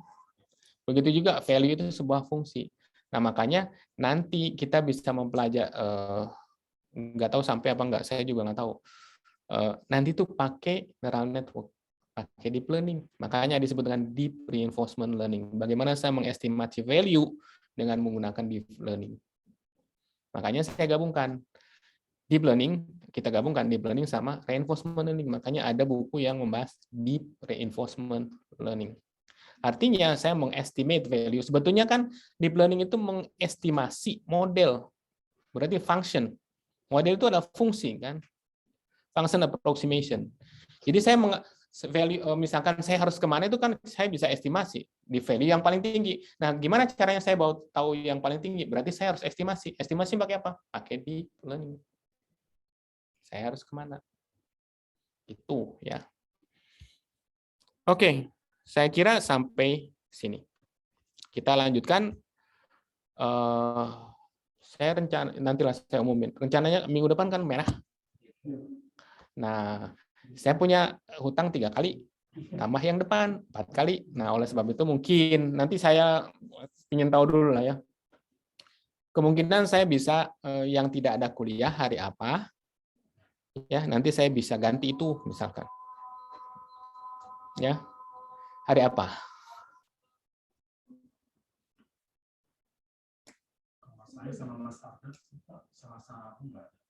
Selasa Rabu ya. Rabu saya kosong itu dari jam 12.30 ke atas. Maksudnya ke sore ya, bukan ke bawah. 12.30 ke atas itu Rabu kosong, karena saya biasanya Rabu itu rapat sampai siang, habis di fakultas, habis itu nggak ada apa-apa. Kecuali yang bimbingan dan sebagainya. Nah, kalau mau, ada yang kuliah nggak Rabu ke atas? Ada. Rabu jam berapa? 12.30 sampai jam 3. Nah, kalau kayak gitu, gimana kalau jam 4? Sebentar aja lah, nggak usah lama-lama. Nggak bisa. Acuh. Kalau Kamis ada kuliah. Jumat? Selasa itu saya kuliah Selasa itu jam 8.30 sampai jam 11 lah ya. Habis itu saya nyambung kuliah lagi setengah 2. Setengah 2 sampai, ya anggaplah 2 jam setengah kalau sekarang, sampai jam 4. Boleh aja sih setengah 5, cuman saya pulang maghrib. Jumat, nah Jumat boleh. Tapi jangan pagi, karena pagi biasanya ada sidang akademik, takutnya enggak ini. Jumat boleh ya? Ini untuk pekan depan, janganlah libur pekan depan. Saya mau cuti. Saya mau cuti saya. Jumat depan saya cuti, Seninnya cuti juga. Kan Kamisnya merah ya? Ya saya kemarin nggak sempat. Nah kalau Jumat depan lagi oke. Jumat jam setengah 2 kita ada proposal tesis Pak Vicky. Oh Bu Rina. Setengah 3. 14.30. Ya aja lah, pagi lah Jumat ya. Kalau nggak ada sidang akademik kita kuliah. Kalau ada sidang akademik berarti saya cancel dulu. Tapi sidang akademik kan biasanya sebulan sekali. Atau biasanya ada rapat-rapat fakultas juga Jumat atau rapat lain. Atau gimana, online aja ya? Boleh Pak. Kalau pengganti online, kalau hari Selasa, hari Kamis onsite ya. Oke. Tapi itu berlaku bukan Jumat depan ya, Jumat depannya lagi. Nah, untuk yang minggu depan. Ini kita minggu keberapa sih ini? Oh, gila. Minggu depan 11 ya. 12, 13, 14. Loh. Berarti saya minggu depan ada kuliah, boleh nggak? Tapi hari apa? Jangan hari Jumat. Senin. Senin. Hari Rabu. Kamis. Minggu.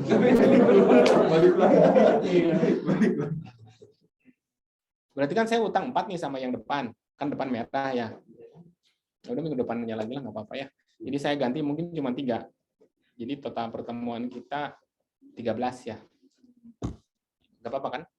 Ya kita lihat lagi nanti. Pokoknya ketemu lagi nanti 2 minggu lagi ya. Yaitu hari Kamis dan nggak apa-apa berurutan. Kamis kuliah, Jumat kuliah lagi. Saya takutnya malah langsung sidang karena jadi nggak ada lagi gitu kan ya. Ya udah kita bicarakan lagi hari Kamis depannya lagi ya. Pak, kan Bapak untuk UAS ini apakah ada UAS atau nanti nggak usah saya pikirin, nanti aja dulu lah. Oh, saya juga belum remedial ya, itu saya belum sempat bikin kuisnya lagi. Oh ya, sekarang. Oh ya, nah saya udah bikin nih. Nih tugasnya udah nih. Lihat tadi.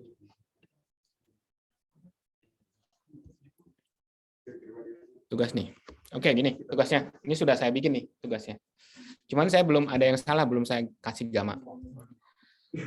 Dikerjakan. Ini Adat masih lihat? Masih Pak, aman. Pertama dikerjakan per kelompok, masing-masing 2 orang. Saya nggak bakalan peduli, nggak peduli. Silakan kelompoknya sama siapa aja lah ya. Saya nggak bakalan tentuin. Anda cocoknya bukan cocok. Anda enaknya sama siapa? Silakan berpasangan. Jawaban di kertas 4. Boleh ditulis tangan. Kemudian di-scan. Kirim, nanti saya kirim link drive-nya. Saya nggak mau ngumpulin pakai berkas lah ya. Lebih enak nanti, di-scan aja. Nanti Google Drive saya akan informasikan. Paling lambat Senin. Senin ini. Senin depan, jam 10. Ya. Terus diperkenankan bekerja sama hanya dalam satu kelompok. Anda nggak usah bekerja sama satu kelompok lain. Sama kelompok masing-masing aja. Diskusi dan sebagainya. Anggota kelompok dipersilakan ditentukan masing-masing. Oke. Nah, sebetulnya sama kayak gini. Ini mah sama lah. Ini startnya di 3, robot berada di 2, meskipun ini sebetulnya tidak termasuk si agent ini, si robotnya nggak usah ngapa-ngapain. Bang udah tahu ini semua transition function-nya pakai dynamic programming.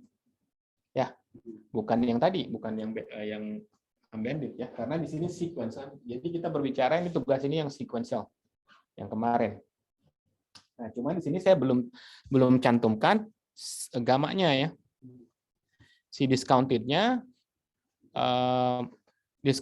saya hitung pakai ini aja. Discounted-nya 0,99 aja ya. Nanti saya tulis lagi, nanti saya kasih.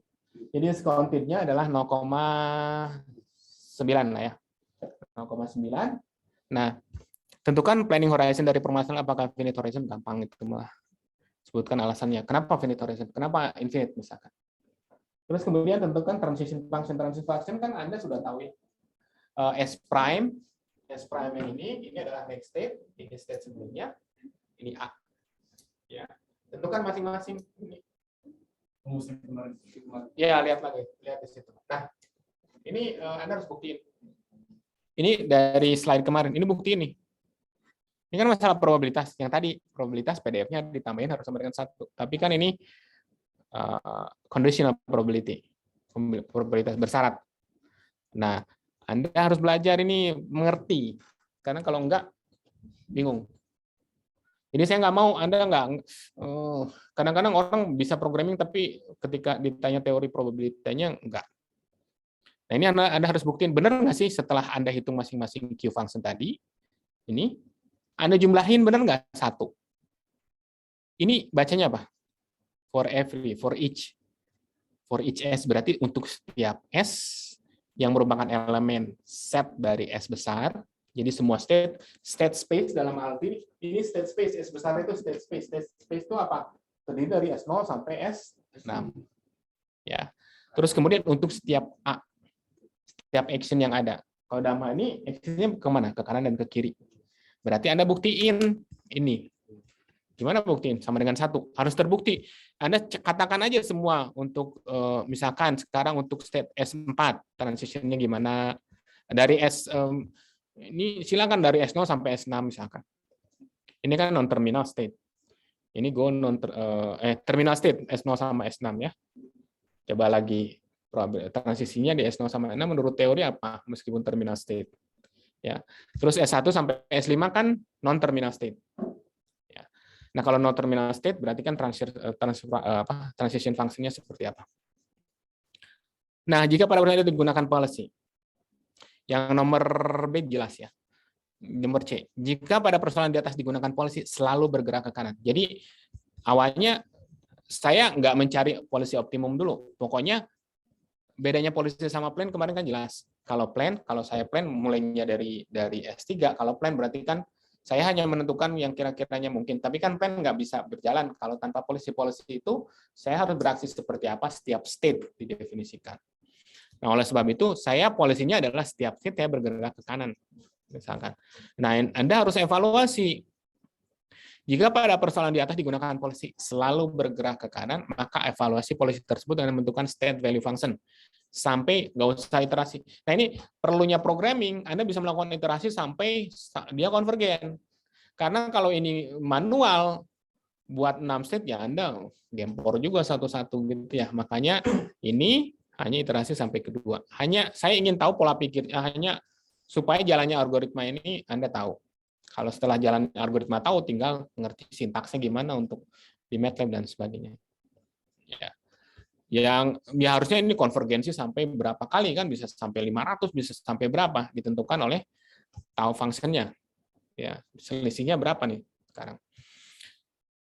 Terus kemudian jika perusahaan di atas selalu bergerak ke kiri, what happen? Jadi Anda harus evaluasi lagi, tapi saya ingin iterasinya ketiga lah ya.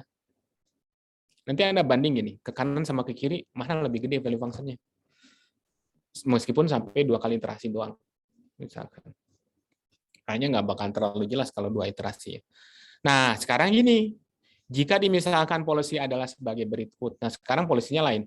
S1 ke kanan, S2 ke kanan, S3 ke kiri, S4 ke kiri, S5 ke kanan. Misalkan polisinya seperti itu saya tentukan awal. Di mana saya bergerak ke kanan, bergerak ke kiri. Maka gunakanlah value iteration. Value iteration kemarin kan dia evaluasi sampai selesai konvergen. Kalau policy iteration kan dia sampai konvergen dulu, evaluasi, terus nanti improve kan sekali. Lihat Q function, Q-nya, Q value function-nya kan ke setiap arah. Ya kan? Mana yang paling besar, policy improvement ke situ.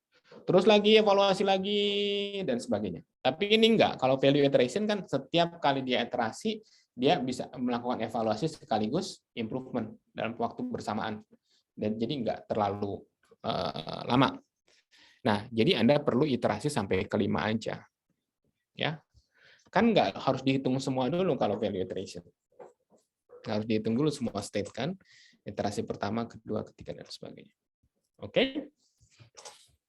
Nah, ini berikan komentar Anda. Gimana hasil policy improvement kelima? Apakah di sini ada perbedaan nggak sih? Ini berubah nggak? Misalkan Anda bikin komentar nih. Ini berubah nggak sih? Misalkan yang S3, misalkan yang S2-nya asal ke kanan jadi ke kiri. Lihat ya. Nah, ini aturannya tetap menggunakan ini. Artinya gini. Tadi yang ini, kalau success rate-nya, kalau misalnya saya bergerak ke kanan, suksesnya 70%. Kalau misalnya dari S4, saya bergerak ke kanan, 70% pasti ke S5. Tapi tetap 20% dia balik lagi ke S4. Ya. Nah, terus kemudian dia bisa jadi malah ke belakang ke S3 meskipun bergerak ke kanan. Banyak 10%, totalnya kan 100% ya. Jadi ini stokastik dari lingkungannya. Jadi kita bergerak ke kanan, suksesnya 70%, dia bisa membawa environment akan membawa ke kiri, environment juga akan membawa bahkan ke belakang 10%. Begitu juga di sini saya jelaskan sama aturannya kalau dia digerakkan ke kiri. Kalau ke kanan 70% sukses, ke kiri kalau dari S4 ke kiri 70% akan ke S3, 20% akan balik ke S4, 10% akan malah ke S5 ke belakang. Jadi kiri kanan aturannya sama ya. Jadi ini hanya saya gambarkan ke kanan, malah saya bikin lagi gambar. Ya di sini tapi saya sebutkan. Begitu juga kalau digerakkan kiri maka environment akan sukses menggerakkan kiri sebanyak 10%, 20% tetap dan sebagainya. Nah, silakan Anda hitung ini semua. Ya jawaban ya silakan, misalkan ini hapus dulu terus jawab di bawah pakai tulis tangan atau pakai kalau Anda malas ngetik terlalu panjang ya tulis tangan aja, tapi yang rapi ya. Terus habis itu scan. Habis itu scan, terus kirimkan ke saya nanti kasih. Kalau saya lupa, kasih tahu Pak, di mana saya ngumpulin, nah, saya kasih. Oke? Itu tugas pertama. Tugas kedua, nanti. Kalau Anda tugasnya buat, misalkan ada Bellman equation kan yang dulu, buktikan itu, mau nggak? Atau gini lah, nanti aja lah ya. Ini kamu bisa nggak? Kalian bisa nggak kalau pakai programming ini? Ini aja lah, saya kasih bonus kalau Anda bisa menyelesaikan ini dengan programming, membuat ini. Ya terserah, ya pakai MATLAB kalau supaya saya lebih mengerti, cepat pakai MATLAB aja. Eksekusi MATLAB-nya nanti keluar ya. Dalam artian gini, saya bisa menentukan iterasi sampai beberapa kali gitu ya. Kalau ini kan kalau pakai tulis tangan kan cuma 2 kali iterasi dan sebagainya. Ya kan? Apalagi kalau nanti Anda bisa policy improvement itu bisa pakai programming MATLAB, itu lebih keren lagi. Kalau Anda bisa MATLAB, ini nggak usah kerjain lah dari atas. MATLAB itu aja, tapi jelasin hasilnya. Opsi keduanya, atau Anda ngerjain ini, kasih bonus MATLAB-nya. Oke. Atau kerjain semuanya lah, ini kerjain manual ya. Pakai MATLAB, bonusnya. Misalkan ini maksimum, dia hanya 100 kalau benar semua. Kalau pakai MATLAB, saya kasih 150 misalkan. Ya. Oke. Ditambah MATLAB-nya ya, tapi ini harus dikerjain. Tambah MATLAB-nya jadi 150 misalkan total. Oke. Baik, ada pertanyaan sampai sini? Sudah 3:30 ya. Nggak kerasa. Tapi enak on-site menurut saya. Kalau online tuh, tapi memulai enak online. Tapi pas kuliah enak on-site. Ada pertanyaan? Ini menarik karena saya juga belajar baru-baru, ya maksudnya nggak baru banget ya. Tapi ya bikin slide ini bikin lama, cuman ya sambil belajar enak juga. Saya baru dari 1 buku. Yang artinya saya mungkin pesan ke Anda baca buku ini karena saya kebanyakan dari situ ngambilnya ya. Yang ini loh.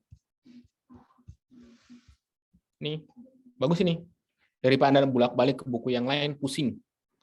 Yang bukunya Barto ini kalau nggak bener-bener bacanya, karena gini, si bandit algorithm ini disebut tabular, yang kita lakukan itu tabular case ya. Jadi nanti kalau dynamic programming kan kita belajar duluan kan, baru ke multi arm ya. Tapi ini adalah buku yang paling terkenal, yang pertama kali ada tentang reinforcement learning adalah bukunya ini, yang orang banyak pakai. Tapi sebetulnya kalau kita lihat ada yang disebut narrow dynamic programming, itu sebetulnya reinforcement learning. Cuman orang abai dulu mengenai ini. Ketika buku ini muncul tahun 98, baru rame reinforcement learning tuh. Ya mungkin sebelumnya terus dia akumulasi ke sini. Saya semenjak S3, saya nggak pernah belajar ini. Artinya saya beli bukunya, tapi nggak saya pelajari. Baru belajar setelah kemarin-kemarin. Ternyata menarik ya.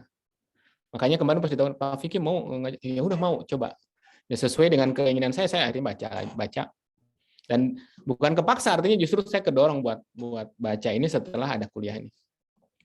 Ya. Makanya mungkin advance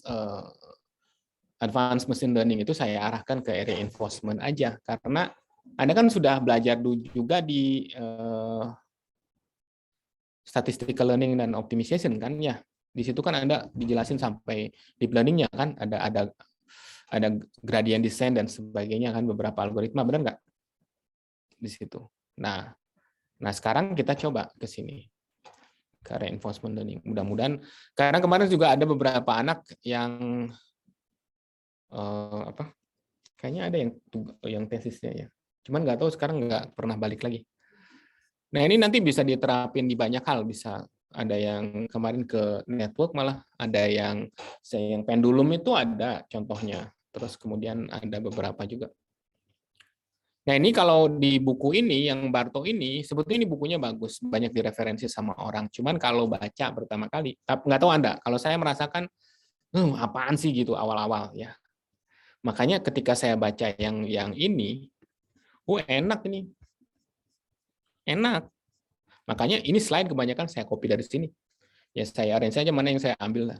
Kata-katanya pun sama persis, terus terang aja. Ya, itu untuk sementara, nanti mungkin saya improve lagi. Pelajari, saya gabungin nanti. Malah mungkin saya tujuannya nanti, malah ada theoretical, kalau sekarang kan banyak kata-kata dan sebagainya kan ya. Cuman saya sarankan yang ini, Anda pelajari, bagus ini. Meskipun ya slide saya sebetulnya dari ini semua, kebanyakan. Ini lebih enak, lebih mudah dimengerti. Ya. Kalau ini agak, kalau yang si Barto ini, meskipun sebetulnya bukunya bagus, dan lebih detail dalam hal theoretical, filosofinya lebih detail. Tapi bukan berarti ini jelek.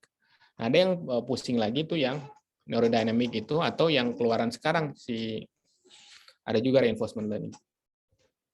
Nah ini yang bekerja di sini bukan hanya orang elektro, orang informatik, orang TI, teknik industri ya. Kalau Anda mendengar operational research, itu ini juga awalnya dynamic programming. Tapi mungkin belajarnya beda halnya. Kalau misalkan elektroma implementasinya di apa? Di robotik misalkan apa? Di mereka enggak. Untuk inventory misalkan dan sebagainya. Sama aja. Nah, sekarang makin lama makin istilahnya tuh beda-beda. Ada yang kalau datangnya dari optimal control dia biasanya modeling. Modelingnya. Kemarin kan ada model di MDP ya. Itu modelingnya. Orang kontrol, teknik kendali ya. Terus kemudian operational research berarti space-nya makin banyak. Orang TI ya dan sebagainya, orang IF ya banyak algoritma dan sebagainya, atau computer science. Nah, kalau saya coba bandingkan dari dua buku ini, yang mudah untuk dipelajari bagi saya sendiri yang ini. Ya, dari sini mungkin lebih dalam mengenai teoretikal baru yang ke bukunya Sutton sama Barto tadi. Mana tadi ya? Ya ini. Ini PDF-nya banyak juga. Ada masih banyak buku lain bisa di-combine. Oke, baik, kalau nggak ada mungkin itu dari saya. Sampai jumpa hari Kamis 2 minggu lagi sama Jumatnya. Saya belum presensi ya. Presensinya nanti aja saya kasih Excel, kamu isilah pertemuan keberapa tadi dan sebagainya, silakan. Ya di sejujur-jujurnya nanti saya masukin ke Igrasias. Oke, karena kalau kehadiran saya nggak bakal hitung sebagai nilainya. Oke, baik, itu sampai jumpa hari Kamis. Saya tutup. Assalamualaikum.